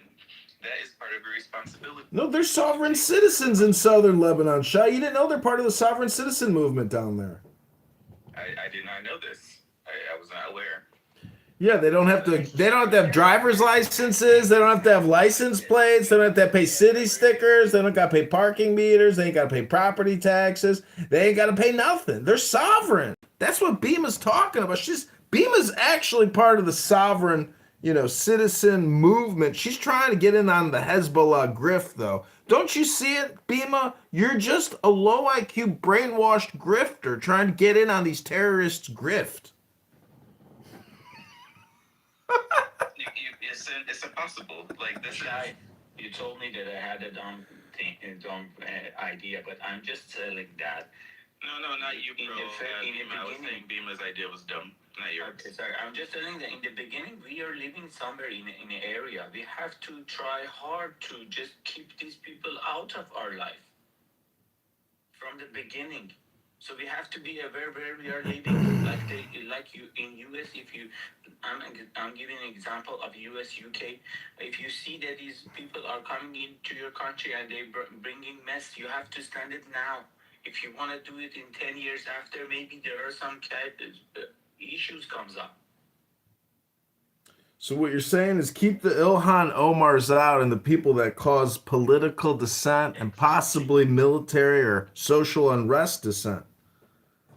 Why do people believe that like these particular terror groups have any like right or any more credibility than any other group of people? Like, and what are we really supporting here? What I don't even understand if people understand what right and wrong are anymore in the world. We know you're genocide. We don't give a fuck about you. Yes, thank you. I mean, that's you and your genocide. Thank you. Thank you. Thank you. Thank you. Thank you. Cigarette, just get out of Thank you. Thank you. Shukran. Shukran, Habibti. Inshallah. Inshallah. Habibti. Habibti. Everywhere I see, I kill you. You know that shit? $89 more profit. Just numbers every year. That's the number stamped on my dog tag when I served overseas. Won an office and out. John Kitover. I served our country and I spent just numbers every year I wore the uniform. That's the number stamped. Just numbers every year. So that's a problem, and I don't condone that. I don't condone everybody in the world. Yes, you do. You have to You're no longer rational. See, you are a moderator and she's one of the terrorists inside. Just trying to I wore the uniform for the military. Here's the total. she's an American. Hold on, one second. I'm telling you that you are a moderator, she's the terrorist. Asha, They're out. Asha, could I finish? I'm sorry. Are you okay, Asha? I'm not okay. He's not okay. People to talk. They have people they fucking said that Guess what? We don't care. Just learn the word genocide. Don't care, Asha. I'm the first for this. Are you transsexual, Asha? Anytime I wanna fucking ass, shit, Are you a sharmuta? No, you are Khamis. Are you a Benzona? Bima, just leave this guy out. Gloria, why do you speak like this? What did I say? You're fucking You want Sharmuta Biljibin? and nobody has to be asked. I want you. I'm free as well. Just finish telling me. Aisha, we can't hear you. You're so far away from the phone. خلاص كنت أمك يا Yeah, Umati, what the fuck you are? Why do you fucking like to kill people? Just because of it? What the fuck? Why do you do that? Bima, you see this lady Asha came inside. She's exactly have the same thinking as his Boma, and she's here just to ruin our room. You see, she's sure. You know why? I can tell you why. Asha, hold on. Can I speak for you? Hold on 1 second. Okay, can you tell us why? Tell us why. I'm gonna tell you why. I'm gonna tell you why. Because what I am claiming by creating new victims, that's what happens. Asha happens. Asha gets an exhaustion and a fatigue of having innocent people killed for this. If it was so that Israel decided to go in and kill the people that were only harming them, Asha would say, get out. Get out. Asha would say, I see my people. Asha would be able to say, hold on. Asha would be able to say, they're the aggressors. Go ahead, get them. Get them. Okay, no problem. I allow you to come get them. I don't want them. Come get them. But what you do is because the aggressors are by Asha, you blow up Asha, blow up Asha's family, and you say, oh, sorry. Proxy, you're in the area. You're in the proximal area. So do you know what? I'm sorry. It's what it is. You shouldn't be that bullshit. You cannot create more victims while claiming self-defense. You've now Asha. Oh my God, Bima. Let me give you another hypothetical.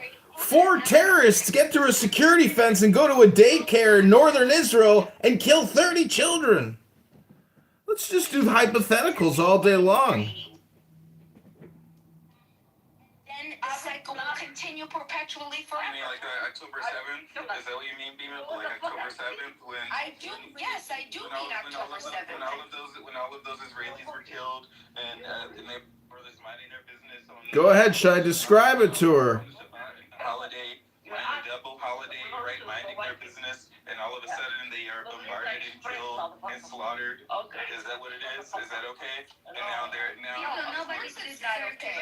Of course it's not okay. because they were victims, so they victimized other people. Is that what you're saying? No, that's what you're saying. That's what you're saying. That's your argument. No, honey. No. I'll clarify my. That's what you were saying. They created victims. No. They didn't create victims. No. You're not understanding. Let's say here. I'll break it down. Go ahead. Being victimized. Okay, yeah, no, that doesn't work that way. You can't just claim that. Well, because you can't just say that everybody created everything and then No, there are specific people who commit crimes. There are specific people who actually, they have names. They live in specific places, and they have specific heads that go down at night on a specific pillow. Those people are the criminals that deserve to stand trial by gun, by whatever necessary, if they've committed a crime and atrocity against you. Okay, you have every right and authority to defend yourself. Self-defense, no problem. But the moment that you go beyond the criminal who made the crime in the decision and that he laid down on that pillow to harm the neighbor of the child who has committed no crime, who is an innocent bystander because of the criminal next door, you are now the criminal, and you shall now have to face the wrath of the mother of the child that you have to. Yeah, no, and it's going to continue, and this cycle will never end until you defend only. You defend yourself, you defend your family, and then you only harm the people who have harmed you. But as soon as you decide to continue to commit yourself to making sure that you're creating new victims, you're always creating another entire generation that is going to want to defend and avenge themselves and their innocent family members. And now you're creating just generations and generations of slaughter, and it's going to go back. Bima, you're repeating yourself. We understand the cycle of violence. Please stop repeating yourself. Bima does not believe in states, and she doesn't believe in the court systems. So, like, if you don't believe in states and court systems and structures like this, then how do you even actually... She's a sovereign citizen. Don't forget my big gut. I got a huge gut, Bima. Yeah, you see, this is the thing also with sovereign citizenry, right? Like, these people don't take into account that everything is eventually vigilante justice in the end, right? If there's no structures of humanity to quarrel, to keep this thing under control, everything will just be vigilante justice, and there will be no end. That's what sovereign citizenry is. That's the beginning of humanity, just sovereign citizens before people started building clans and tribes, and then states and nations, or nations and then states. Your deflection was well, but it's still a deflection. You're going to circumstantial ad hom. I didn't say anything about sovereign citizenry. I'm not a sovereign citizen. I'm not promoting sovereign citizenry right now. I'm talking about you as a state, you as an individual. However, if you want to believe in a state and society, it doesn't matter. If you're creating a new victim while claiming self-defense, you're creating another generation that now will have the ability to defend themselves, and now they can come and... Point of order, moderator. Please be succinct. Don't repeat yourself. This is repetitive, redundant. Be succinct. We've already heard it. We know the cycle of violence. We get it. That's not a solution. It's not a point. It's repetition. Can I explain why I believe that I agree with John in the position that you believe in the idea of sovereign citizenry? Because over the course of the past year, since we've known each other, or maybe two on this app, and we've had various discussions about that you agree that there should not be states, that people should pay to be part of certain communities, or pay certain subscriptions or things like that, and also pay for their own private security, private police protection, and also have some sort of moderators that are also privately owned, right? Instead of an impartial justice systems that are there to protect the collective of people. And that is very much within the line of sovereign citizens, people who don't have to have IDs, they don't have to have any sort of structure controlling the society around them. Well, I mean, I don't care what you think about what you think. I mean, your ideas and your assumptions. I can only tell you what your assumptions aren't true, okay? They're just not. I'm not a sovereign citizen, okay? And in this conversation, I'm not condoning sovereign citizenry. I'm not condoning any type of way of life. I'm specifically talking about the morality of what we're calling a war, or what we're calling avenging each other through self-defense, or however it's going to be. Blood vengeance is what you call it. Well, that's what you call it because you're not... No, that's what you stated before. A type of blood revenge, right? You're creating it by harming a victim. You've got by creating choices. A victim while you're trying to defend Point yourself. of order, moderator. Moderator, point of order. if I can't speak and I'm being interrupted, I'm requesting you shoot this man and put him in the goo. Put the children at the children's table. How could we saying something, but you have no other option? Hello, stop projecting, sir. Stop projecting. Stop projecting, sir.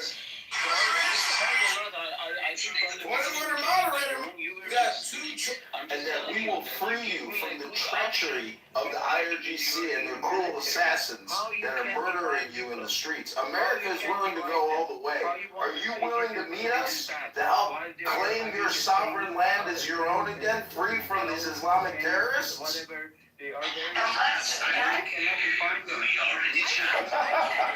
Assassins that are murdering you. Everybody is here to know that America is coming to liberate your nation and that we will free you from the treachery of the IRGC and their cruel assassins that are murdering you in the streets. America is willing to go all the way. Are you willing to meet us to help claim your sovereign land as your own again?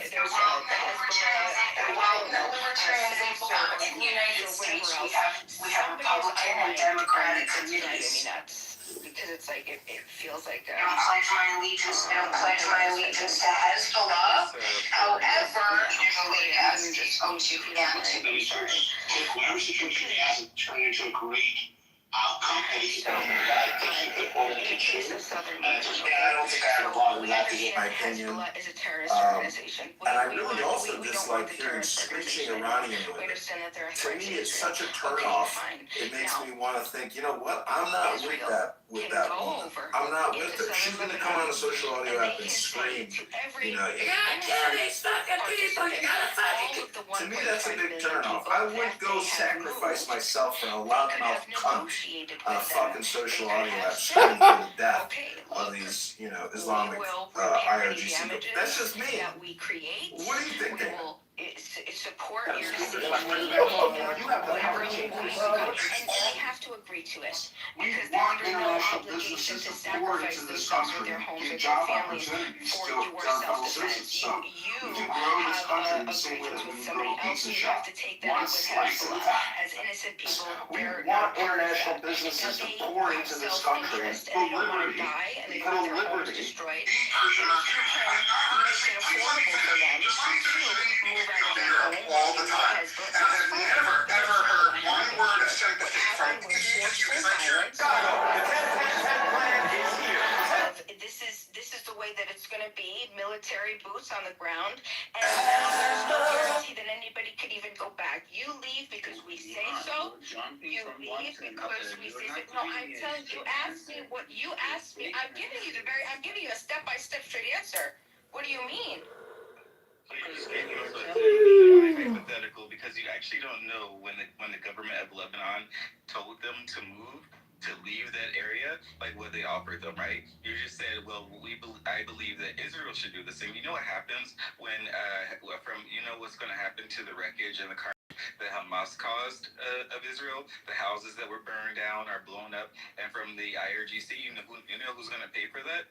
The Israeli government, right? With Israeli tax dollars. Because why? They aren't going to go and send a bill to the Iranian people. They aren't going to send a bill to the Lebanese government from Hezbollah or to the Palestinians. No, the Israeli government with Israeli tax dollars are going to pay for that, right? And I think that is probably true of Iran. Like once the war is over and the regime is gone, the Iranian government is going and people are going to rebuild. They're going to rebuild their country because they are proud people of their own country and their own people, and they love each other and they care for each other, and all they want is to be free from a regime that is trying to kill them and holding them under their thumb. And the same thing will happen in Lebanon. Apparently, once the Lebanese government gets rid of Hezbollah, who's holding them hostage, they will do the same thing. All that I heard was that there was a shift, and because Israel has to pay for the damage that Hamas causes, it looks like the Lebanese government is going to have to, or the Lebanese, the peaceful people that weren't involved in anything. Here are 4 of the craziest things that were ever found in foreclosed homes. Number 4, in 2018, a man from Ohio was cleaning out a foreclosed home that had been abandoned. While repairing the basement, his crew came across what appeared to be a fake, thick wooden beam built into the wall. After some investigation, inside was a small lockbox of gold coins. He took them to a local pawn shop where he sold them for over $25,000 for the melt value of the coins. Number 3, in 2021, a woman from Oregon was helping her grandparents downsize their longtime home. While organizing the garage, she found what appeared to be multiple wooden crates nailed shut. After some investigation, it turned out to be some unopened bottles of some rare wine, Chateau Lafite Rothschild from the 1940s. She took them to a local collector who paid her grandma $60,000. Wines from that era are extremely rare due to wartime shortages, and she had no idea where she acquired them. Number 2, in 2017, a contractor from New Jersey was hired to renovate an old diner. While removing ceiling panels, he found what appeared to be a canvas wrapped in newspapers. After some investigation, it turned out to be an original painting by Jackson Pollock. An art dealer later purchased it for over $2 million. Pollock works are rarely found outside of private collections, which make this one very expensive. Number 1, in 2019, a man from Arizona was cleaning out a recently purchased rural property. While clearing out a locked storage room, he found what appeared to be a big wooden trunk. After some investigation inside, it turned out to be filled with historical firearms and military documents dating back to the late 1900s. A museum paid him over $100,000 for the collection. Some of the weapons were stamped with markings from the Arizona Territorial Militia, a group that disbanded before statehood and left very few surviving records. It's important to keep your grades up. There's a glitch on YouTube. Creators are using this sound to go viral. Don't believe me? I'm gonna show you proof. The Israeli government that was telling the Lebanese that you have to leave. Guys, Captain Holt has no pants on. What? He has no pants on is what? At 11:55 a.m., Captain Holt walked past us holding a hot bowl of soup. At 12:03 p.m., I heard him yell, "Out!"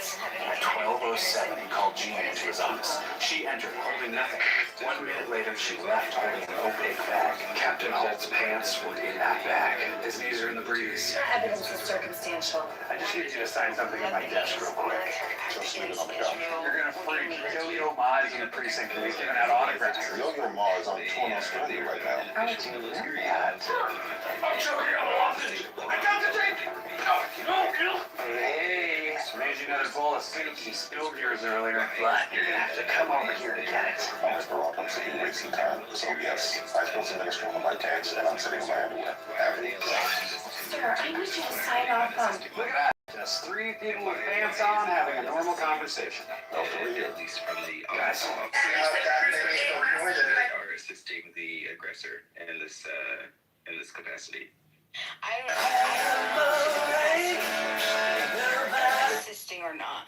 Everything that I've read that the Lebanese government has said since March 1st has been in correlation to aligned with against Iran, against Hezbollah, come and get them. We don't want anything to do with this. We don't want to fight. We'll work with you. That's everything that I've been hearing from the Lebanese government.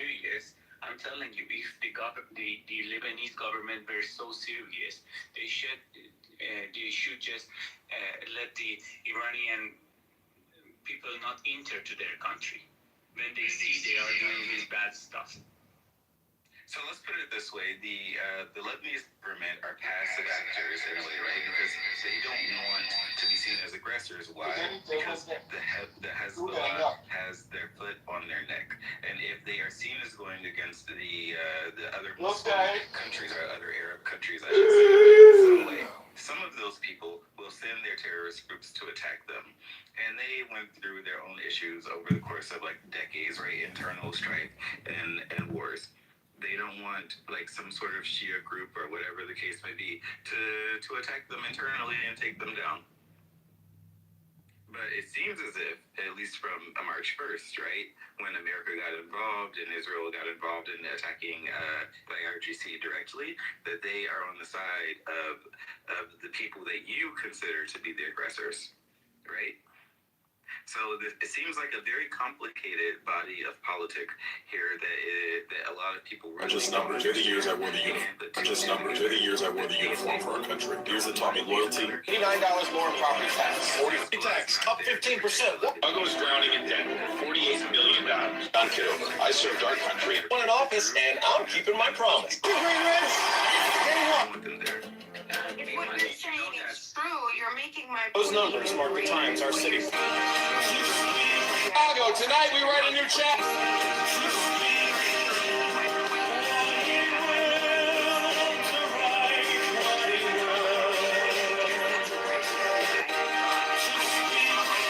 Tonight we write a new chapter. Peace for mayor in Riverton is beginning to take shape. Those were the property tax rates our families were staring down. Chicago, tonight we write a new chapter. As your mayor... You're just going to displace 1.5 million people. Those were the property tax rates our families were staring down. Not anymore. On day one, we are cutting property... What's happening just now numbers. with They're the years I wore. 1.5 billion? I understand you need to get Hezbollah. I understand that. No problem. Secure your borders, secure your people. You're at war with Iran. I get that. Nobody doesn't get that. What I don't get is what is happening to the 1.5 million people. That's a fifth of the population. That's 10% of the entire country of Lebanon. Right? What is happening to those people, and that's whose responsibilities is, especially if they don't even want Hezbollah, if they're not. Emo. Hi, Emo. How you doing? Welcome. Thank you. I don't think they give a damn about those people. The Israelis, they only care about their own people, because in their ideology they think they're more valuable than other people. So I don't think they give a fuck about them, to be honest.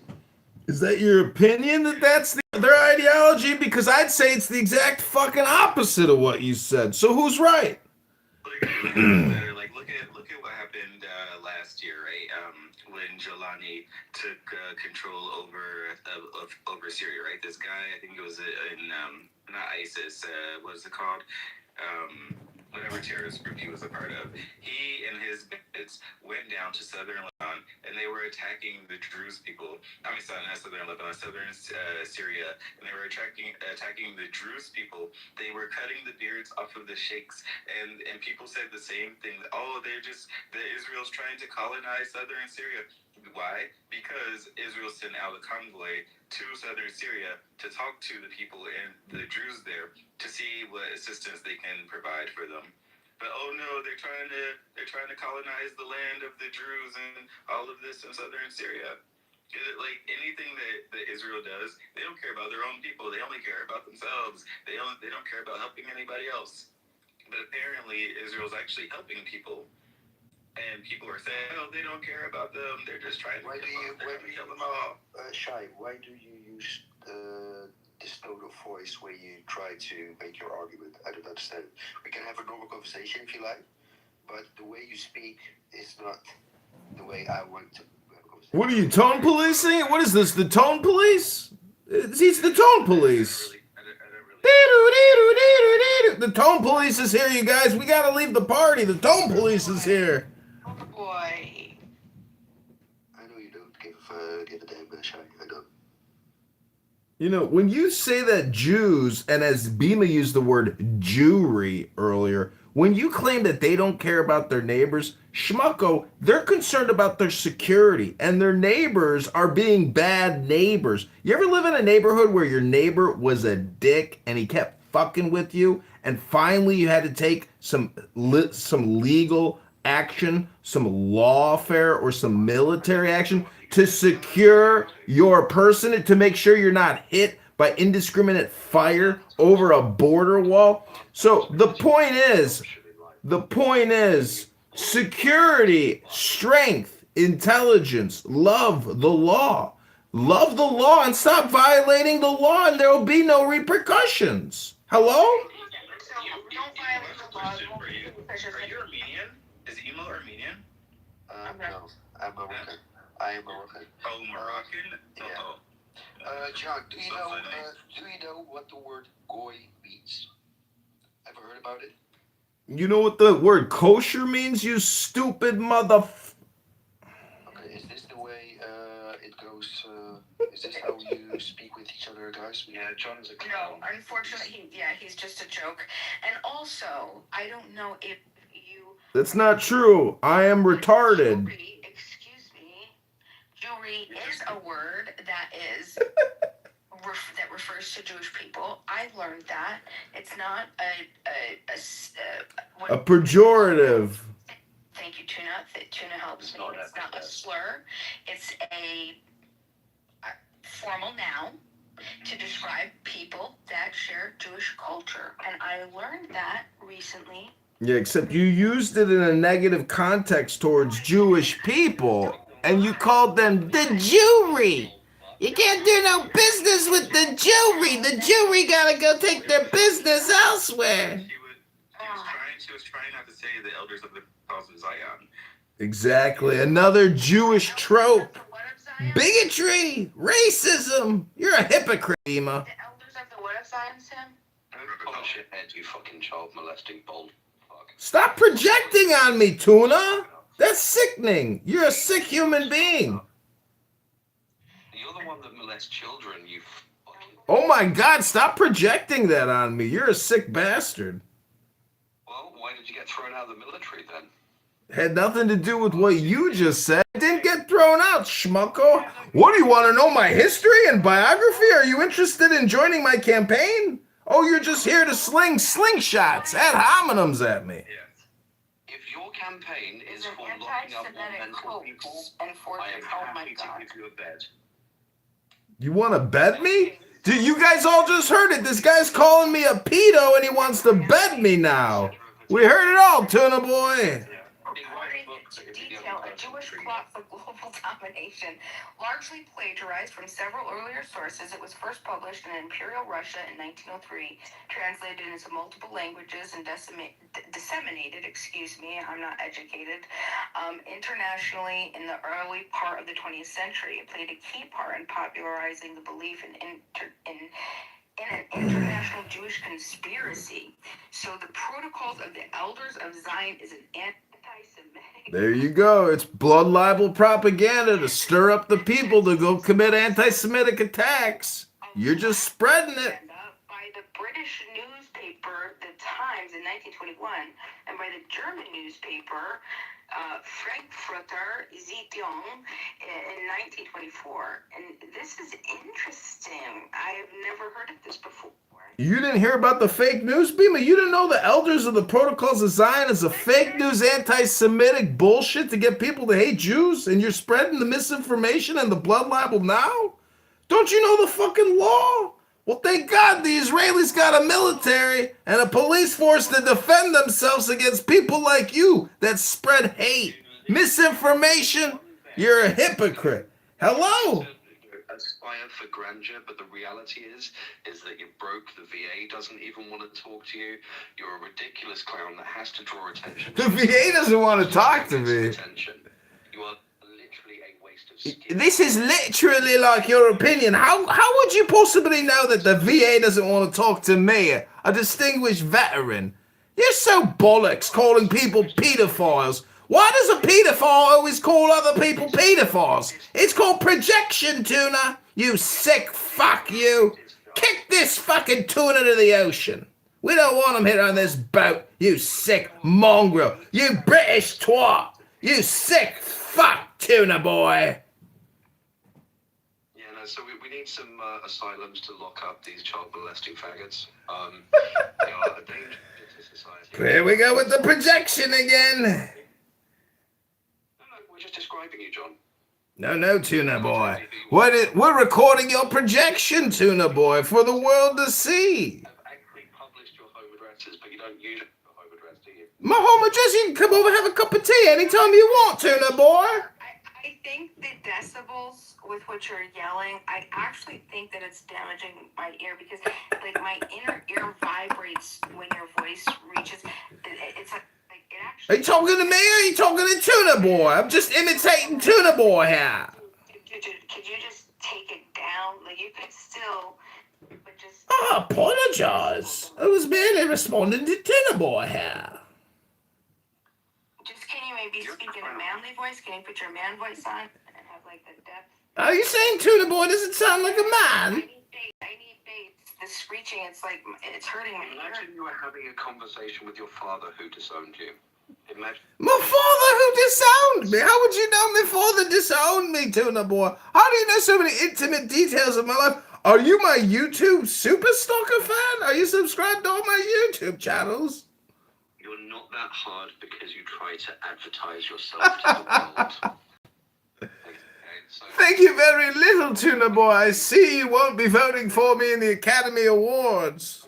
You're talking to one of your family that is ashamed of you, and then just code switch back out of this faggot clown game that Code switch out of the F word. Moderator, you're not going to let him use this profanity, are you? No, it's a free speech room, so I can call you a faggot dick rider all I want, because you are basically, you're a cancer on humanity. People like you, do you think I should go see my osteopath about my C-word situation? Honestly, if you had cancer, I would be cheering for the cancer. That's the greatest compliment I've ever gotten in my online activities. Thank you, Tuna Boy. Well, yeah, because the people, unfortunately, who live near you, like your family, they just don't. There is no discussion anymore. It's like just you guys are accusing each other. I'm not accusing him of anything, Paul. This man has no culture, no class. He's just a piece of English trash. Don't you hear what he's saying? It's vulgarity and profanity. He's a sick man. This is pathetic. I can accept that my English is not that good. I can't really express what I'm feeling, but I'm here to learn, but not to just listen to the fight between you guys. Listen, we want to learn something. Okay, Paul. I'm going to go on mute for 10 minutes out of respect for what you just said, but Tuna Boy is a piece of trash, and he's projecting all his bullshit onto me. John, fuck you, Tuna. Go fuck yourself. Fuck off. Fuck off. Discharge. I got an honorable discharge. Now go fuck off.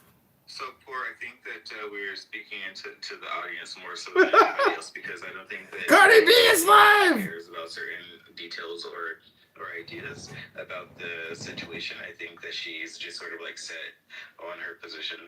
So there's no like. I think that. We are not there. We are not in the among the people of Lebanon. I'm not for sure what they're really thinking, but when I'm talking about, for example, my country. All right, y'all. I'll talk to you later. These bitches is fighting. Bye. 3 months ago, I'm living there for 40 years. I know my people.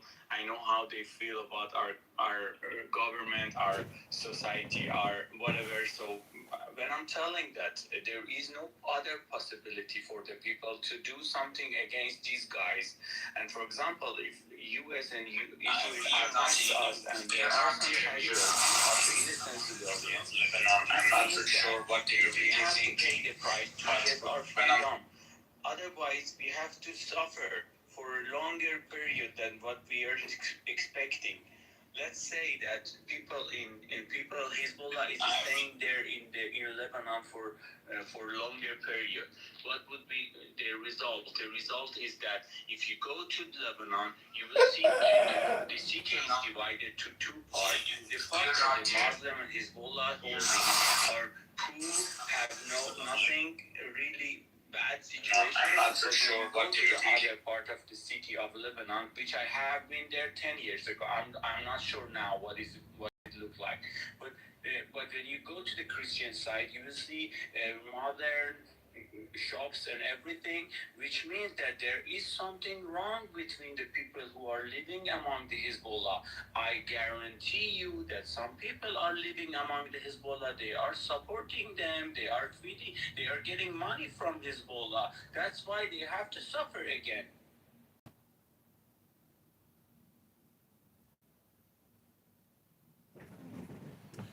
Well, what I'd like to know is, besides. In New York City, we had an issue with the mafia, the Italian mafia. Still got an issue with the mafia. And we wouldn't justify because we knew that Oh my God, big difference, Bima. Your hypothetical and your paraphrases and analogies, these are weak. I have seen that twice you brought up the thing to the really small level.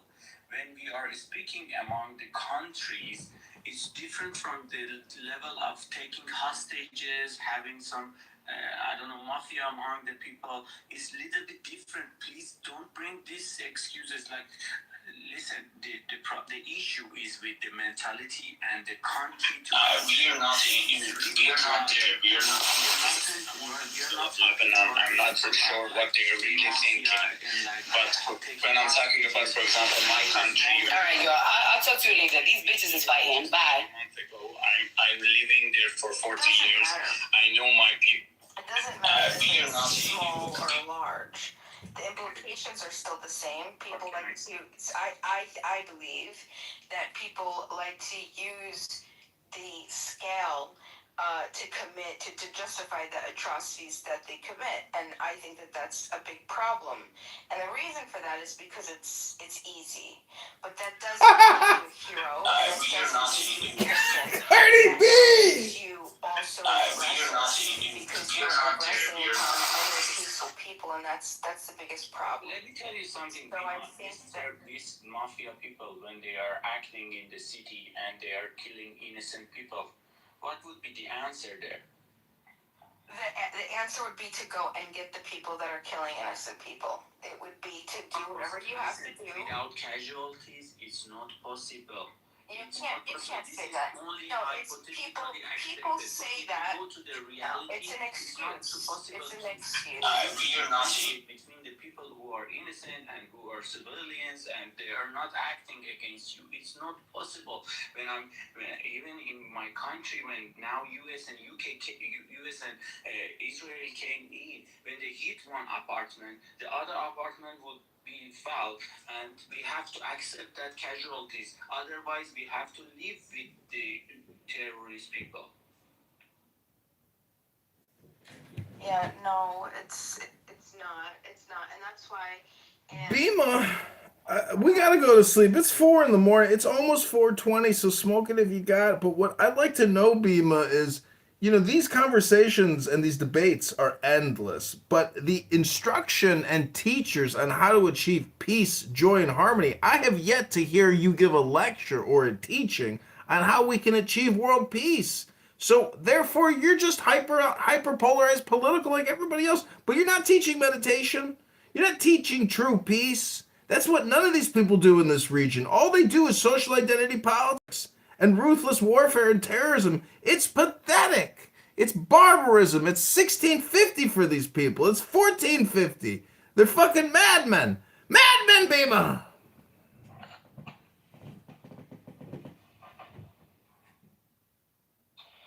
Dude, you're really damaging my eardrums. Like, I'm not even kidding. Like, they actually have proven that it sounds at particular decibels will harm your ear. Like, you're irreparable. Please, if you could just lower the screeching. It's horrible.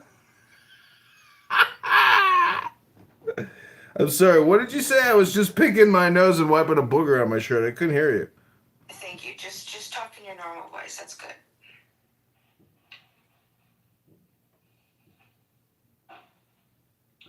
Yeah, no, cocaine is not for everyone, is it?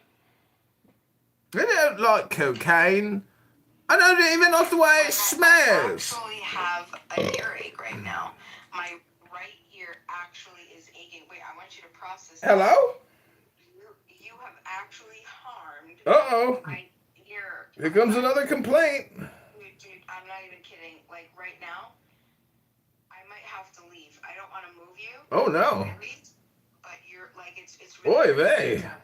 Well, 12 hours on here, that'll do that to your eardrums. Oh, somebody was here too long. The eardrums couldn't keep up with it.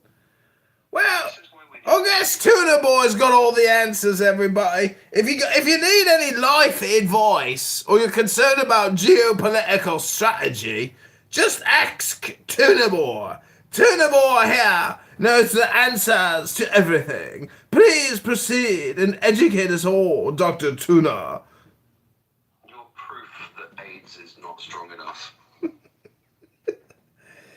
I am proof that the virus that Dr. Fauci created is not strong enough? What are you saying, Dr. Tuna? I know that you try to emulate the Joker from Batman to try to make yourself seem grandiose, but at the end of the day, you're just a broke, middle-aged, single gay man. No one really cares about you. Most people that meet you realize why you're alone. Dr. Tuna, that is a very accurate assessment, but you left one thing out. I'm here recording you on Clubhouse across 20 different YouTube channels. Now, if that makes me pathetic, then I'll think it's funny that you're roasting me, calling me basically an autoimmune deficiency syndrome. Well, I would just say that be careful casting stones in glass houses, Dr. Tuna. We know everything we need to know about you and your lifestyle and your lack of morality and virtue and the terrible, awful things that you've done, because we listen very closely here on Clubhouse and we know all your dirty little secrets, and they are so dirty, aren't they, Dr. Tuna? So, you use the word we, but you're just on your own. You record this stuff, but no one's listening. No one gives a fuck about you. Well, someone's a little triggered. And someone's projecting the fact that no one loves them. Meanwhile, we've got dozens of women that can't wait to meet the next mayor of Chicago, a YouTube star, with over 100,000 Clubhouse recordings of people wasting all their time. What's not to love? It's a beautiful show. We could get to Hollywood on this show, but Google hates bald white men. I'm pretty sure of it. They're very bigoted towards heterosexual white men, not the gay homosexual white man that you described me as, Dr. Tuna. Google have a mandate to protect children against people who are a danger to them. That's why. Is that what your local police authorities told you when they tried to pick you up talking to a minor, Dr. Tuna? We can make up anything that you want, but we actually know who you are, John. We? What organization are you a part of, Dr. Tuna? Well, you know what? There's a big difference between me and you. Do tell, Dr. Tuna, what is the big difference? I've never thought about it. What is the big difference between us? The fact that your insanity has you recording stuff in your tiny little one bedroom, thinking that the whole world needs to hear your... No one cares, John.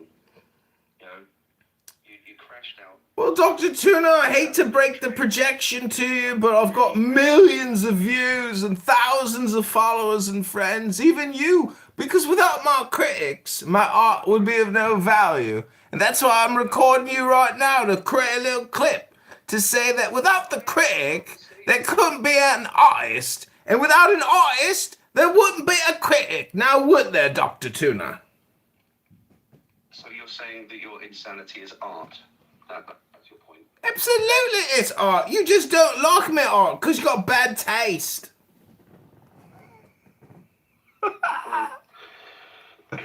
That's subjective.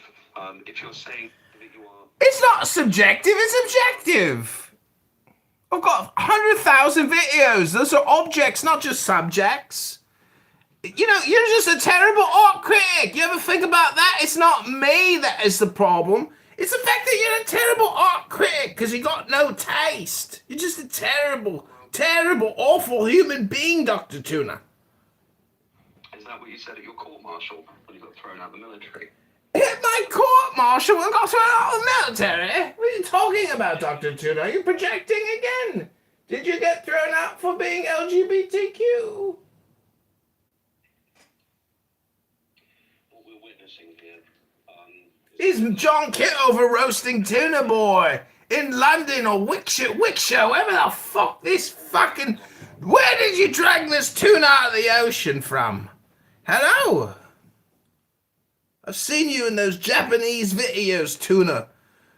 in the fish market with those huge blades as they slice away at those massive tuna fishes. Self-medication has not helped you at all. What was that, Dr. Tuna? I couldn't hear you about your medication. Hello? Let's see, you've called me a pedophile.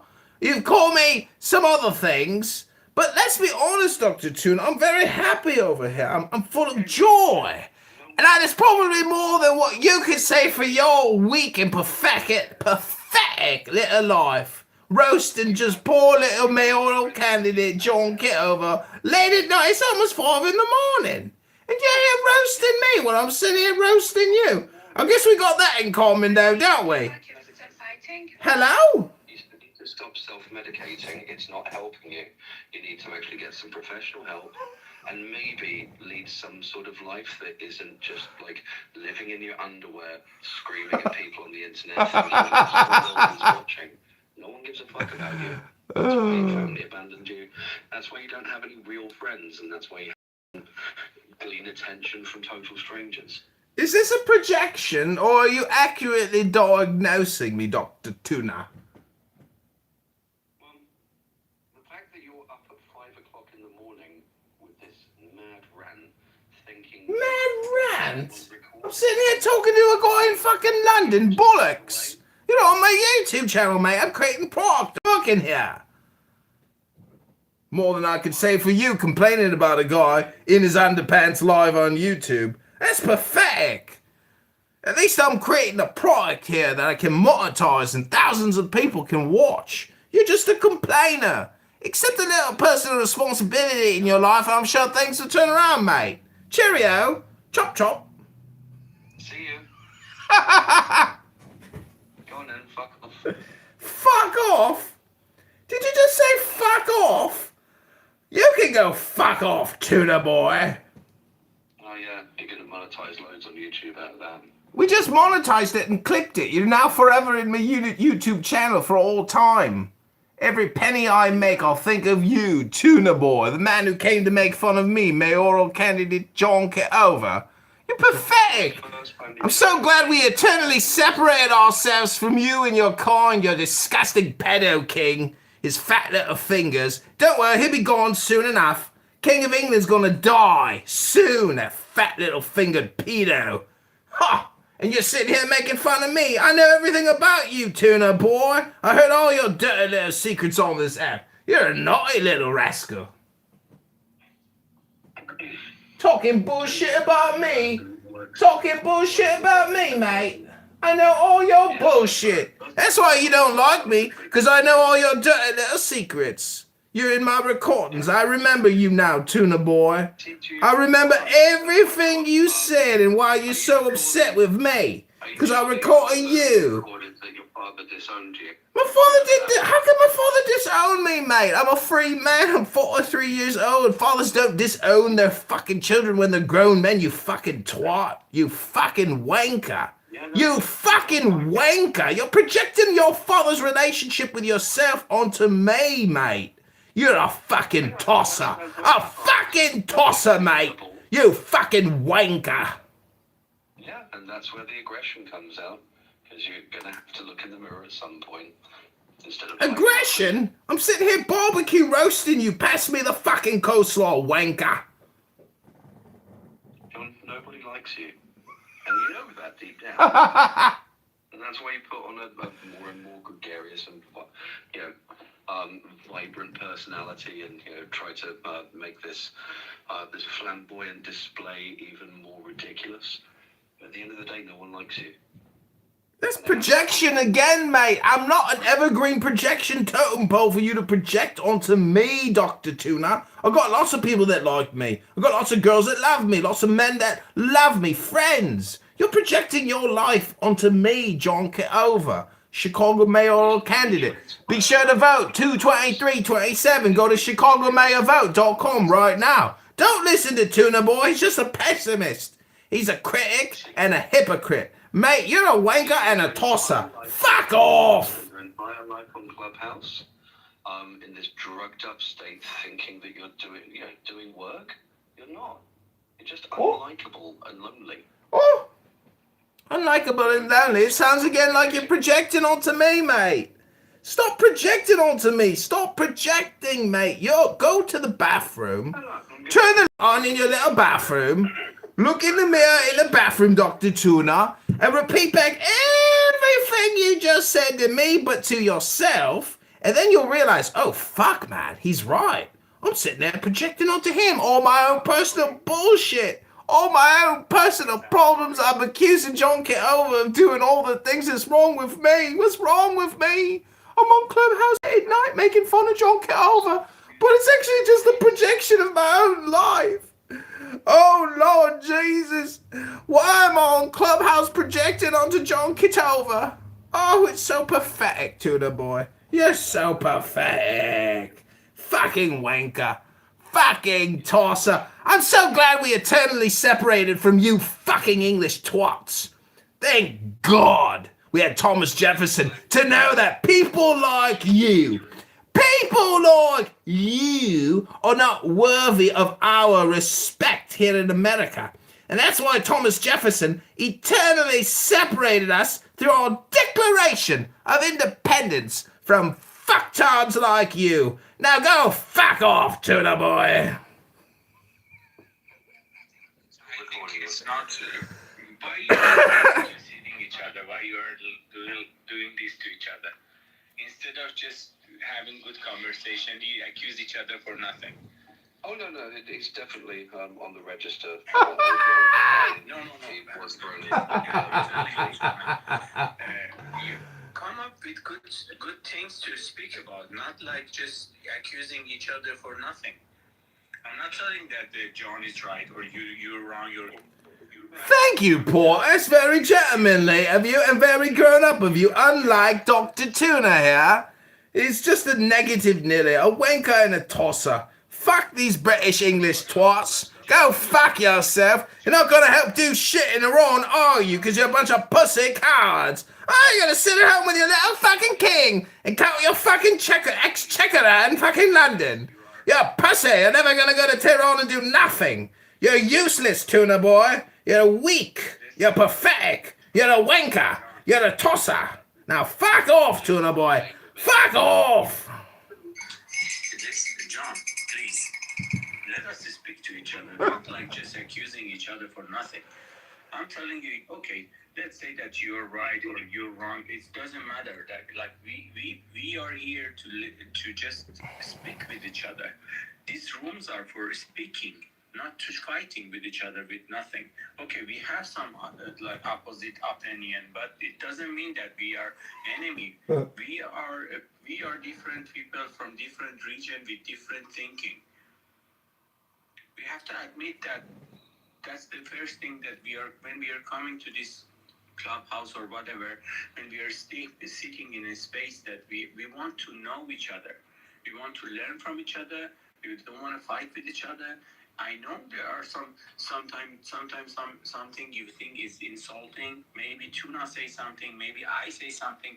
But if we fight with each other, we cannot. Oh, I'm gonna let it go. Let's get a new topic going. Let's talk about something new. I don't need to talk about Tuna Boy anymore. I've roasted that fish. I've digested that sushi. I'm ready to shit out Tuna Boy out of my rectum, out of my anus, because he's nothing but shit now. You're nothing but a turd passing out of my anus and a fart. The air is just air passing over the turd. That is Tuna Boy for you. Thank you very much, Tuna Boy. Well, at least I don't fucking molest children. Projection alert. Projection alert. Projection alert. Someone's projecting on me again. Somebody's got some legal problems, Tuna Boy. You and Prince Andrew got something in common. You and Prince Andrew must cut from the same cloth. You're pedophile, Prince. Prince Andrew the pedophile. Epstein's lapdog, his little pedo. You and Tuna Boy are cut from the same cloth. Oh, I've got a cute little British accent now. I can come online and slander people because I'm a fucking twat. A wanker. Oh! Oh, little tuna boy with this golden little soccer ball made of little diamonds. What a waste of time. Why am I even talking to you, tuna boy? Guys, don't offend each other. Khalas, you hear that, tuna boy? Khalas. Ya habibi, khalas. Afwan Habibdi. Tuna boy here is a special one. We're going to cook him up real good. We're going to serve him sashimi style. He's worthy of a good roast, a good barbecue, mate. We're going to roast up me some tuna boy. Cook him real good. This is your roast, tuna boy. It's your roast. No, it's your revelation. You got thrown out the military. God, motherfucker, I'm 43 years old. This shit happened 20 years ago, mate. You're so pathetic. I'm a YouTube star running for mayor of Chicago, mate, and you're getting cooked. I'm cooking your tuna, boy. Well, you failed at your last political campaign, you'll fail at this. It wasn't a failure, you fucking loser. We changed a lot of shit. We caused major problems. We've achieved our goals. Our goal was joy. Our objective was joy. The experience was joy. Something obviously, tuna boy, you know nothing about. Joy. You have none. You're simply a critic. Nothing but a little pathetic little critic. Sometimes in life you are the bug. Other times you are the windshield. In this situation, Tuna Boy is just the bug, splatting across my window, spraying his bullshit. But, you know, I'm so happy I'm an American, and oftentimes I forget when I speak to these English chaps that they think they are far superior to us, when it was us who picked up the musket and said, "We are going to kill you unless you leave our shores and never come back. We are eternally separated from you low IQ, brain rotted out, pedophile, inbred English cocks. Farewell and good riddance, forever and eternally yours, Thomas Jefferson." You're on the register. And you're a danger to That's another projection alert. Clearly this man Tuna Boy has legal problems because he himself is the pedophile that he accuses me of being. He is projecting his own lawlessness onto me, an innocent victim and politician. A mere projection. Your whole campaign is done on Sora. So now that Sora's been blocked, does that mean that you're going to fucking shut up, or are you just going to shout at strangers on the internet, you fucking weirdo? Stop projecting onto me, young tuna boy, you disgusting pedophile projector. Go to Prince Andrew and go suck at his teat, because you will need the money, I'm sure, to talk to your exchequer, and as well as your pontiffs and bailiffs. I'm so glad we eternally separated from you. I was thinking about visiting your country on vacation, but then I thought again and I said, you know what? They've already been invaded by the enemy. Why would I go to my family's former farmland outside of England in Lancashire? But anyways, Tuna Boy has spoiled the entire experience because he's a horrible art critic. And no, Sora is just temporarily shutting down, but we've already created enough videos to get us through the campaign, so your concern is not needed, Tuna Boy. I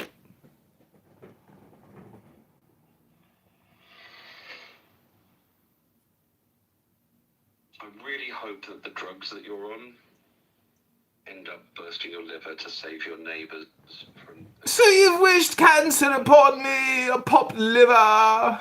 When will your criticisms ever end? For surely you are the worst critic art has ever experienced. Tuna Boy is no artist, he is a projectionist. And thank God we eternally separated from these people. If you are an American, you have heard this conversation, you will recognize that Tuna Boy is a projection, and everything he has said against me is merely his inner monologue, reflecting his own disgusting behavior and his own personal defecation. Fuck off, Tuna Boy! We are eternally separated. Go back to your king and your pedophile Prince Andrew, you disgusting English twat. Separated, like your father who disowned you. My father is of no concern to you. He did the best job he could. But unfortunately, Tuna Boy, I'm sorry that you and your father have no relationship whatsoever to speak of. Please stop your projections upon me, innocent candidate Kitover. I'm disgusted by you, Tuna Boy. I actually forgot you even existed until I saw you on the stage. I had never thought of you in many years. But yes, I did record you saying terrible things, awful things about your daughter. Oh, horrible things about the transgender ideology and the LGBTQ. Oh, how is your child, Tuna Boy? So, I get it. You're trying to find any rise, because that's what... I hit the nail on the head with that one. I recalled it. I recalled the things you talked about your child. I feel so bad for you. I remembered now. I should show some sympathy for you, Tuna Boy. I have more sympathy than your father did when he got kicked out of the military and he decided, you know what, you've had every opportunity and you've wasted every single one of them. In your little room thinking that you're going to run for office. You're going nowhere near office. You're not a performance. Again, Tuna Boy, the topic is not whether or not I win the mayoralship of Chicago. I have a lot of joy in the goal, and the joy and the experience is joy, but your child will never be able to come back from the transgender operative surgery that your ex-wife did upon your child. What will you do to save your soul? You allowed this to happen to your child. How could you? So you're saying that you're in support of transgenderizing children? I'm saying your ex-wife transgenderized your own child. How does it feel to know that your own child has been transgenderized? I know you're trying to get a rise because I've really dug the knife in. No, you haven't dug a knife and we're already eternally separated. I'm just merely concerned about your transgender child, boy. What will your transgender child do? Oh, your ex-wife, what a shame. Sticking that little knife in your back like that, Tuna Boy, must have hurt. Did I touch a nerve? Did I touch a nerve? Did I trigger something? Did I gaslight something inside of you, Tuna Boy? Tuna Boy! What have you done to your child, Tuna Boy? Oh, I can't believe what they did to your child. Oh, I feel for you, Tuna Boy. I feel for you. Did you just call me the F word? I'm going to have to report you to the ACLU. Hello? See, that's your whole thing, isn't it? Clip it! Send it to the press! Send it to Harvey Levinstein at TMZ! Who is this guy talking to Tuna Boy? Stop projecting your own loneliness onto me. Stop projecting. You can stop at any time, Tuna Boy. Wait, Tuna, does this mean you'll be voting for me on February 23rd, 2027 at chicagomayorvote.com? Is that what you're telling me, Tuna Boy? Family, and that's your fault. My family? It's all of the choices that you've made. I can't tell. You know, not every family member is always going to be supportive of your artistic endeavors, but we try our best. And sometimes you hit the mark. Other times you don't, but at least we tried. And in the experience, there was joy. In the goal, there was joy. Something that you know nothing about. Because if I had a child, and I raised my child with virtue, morality, and integrity, certainly my child wouldn't become a victim of this transgender ideology, which your ex-wife has submitted your child to, and cut off and walloped off the wanker on your child, making your child wankerless. But you, sir, have lots of wanker. You're definitely bollocks, and you have tons of wankerage. I'm sure you can lend a little bit back to your wanker child. And when you're off Clubhouse, it will be reminded to you. And when I'm off Clubhouse, is that a threat? Is that a fucking threat? Because I'm going to report your account right now. I'm reporting you for harassment and abuse. I won't tolerate it anymore, Tuna Boy. Your days of calling John Kitover all these awful, horrible, libelous, scandalous, terrible things. I'm reporting you. I'm sick of you. I'm not talking to you anymore. I'm going on mute, and I am complete. Good night, Tuna Boy, you fucking wanker. Now fuck off. For good reason.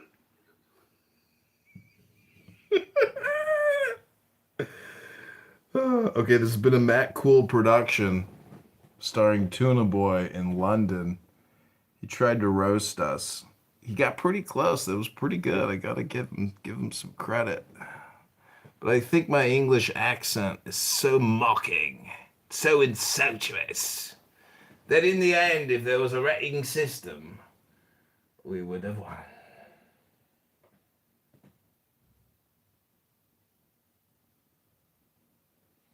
It was fun. Tuna Boys left us. Tuna Boys left. Kitover for mayor. Tulsa.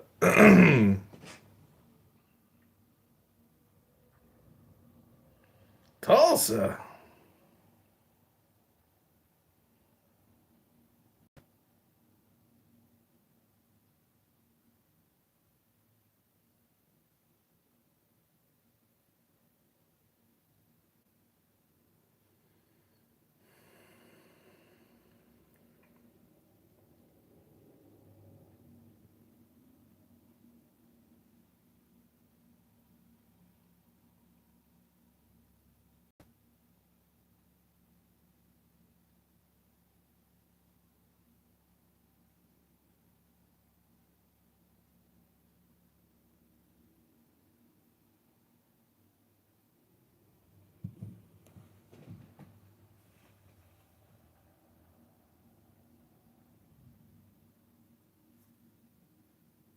I won't tolerate it anymore, Tuna Boy. Your days of calling John Kitover all these awful, horrible, libelous, scandalous, terrible things. I'm reporting you. I'm sick of you. I'm not talking to you anymore. I'm going on mute, and I am complete. Good night, Tuna Boy, you fucking wanker. Now fuck off.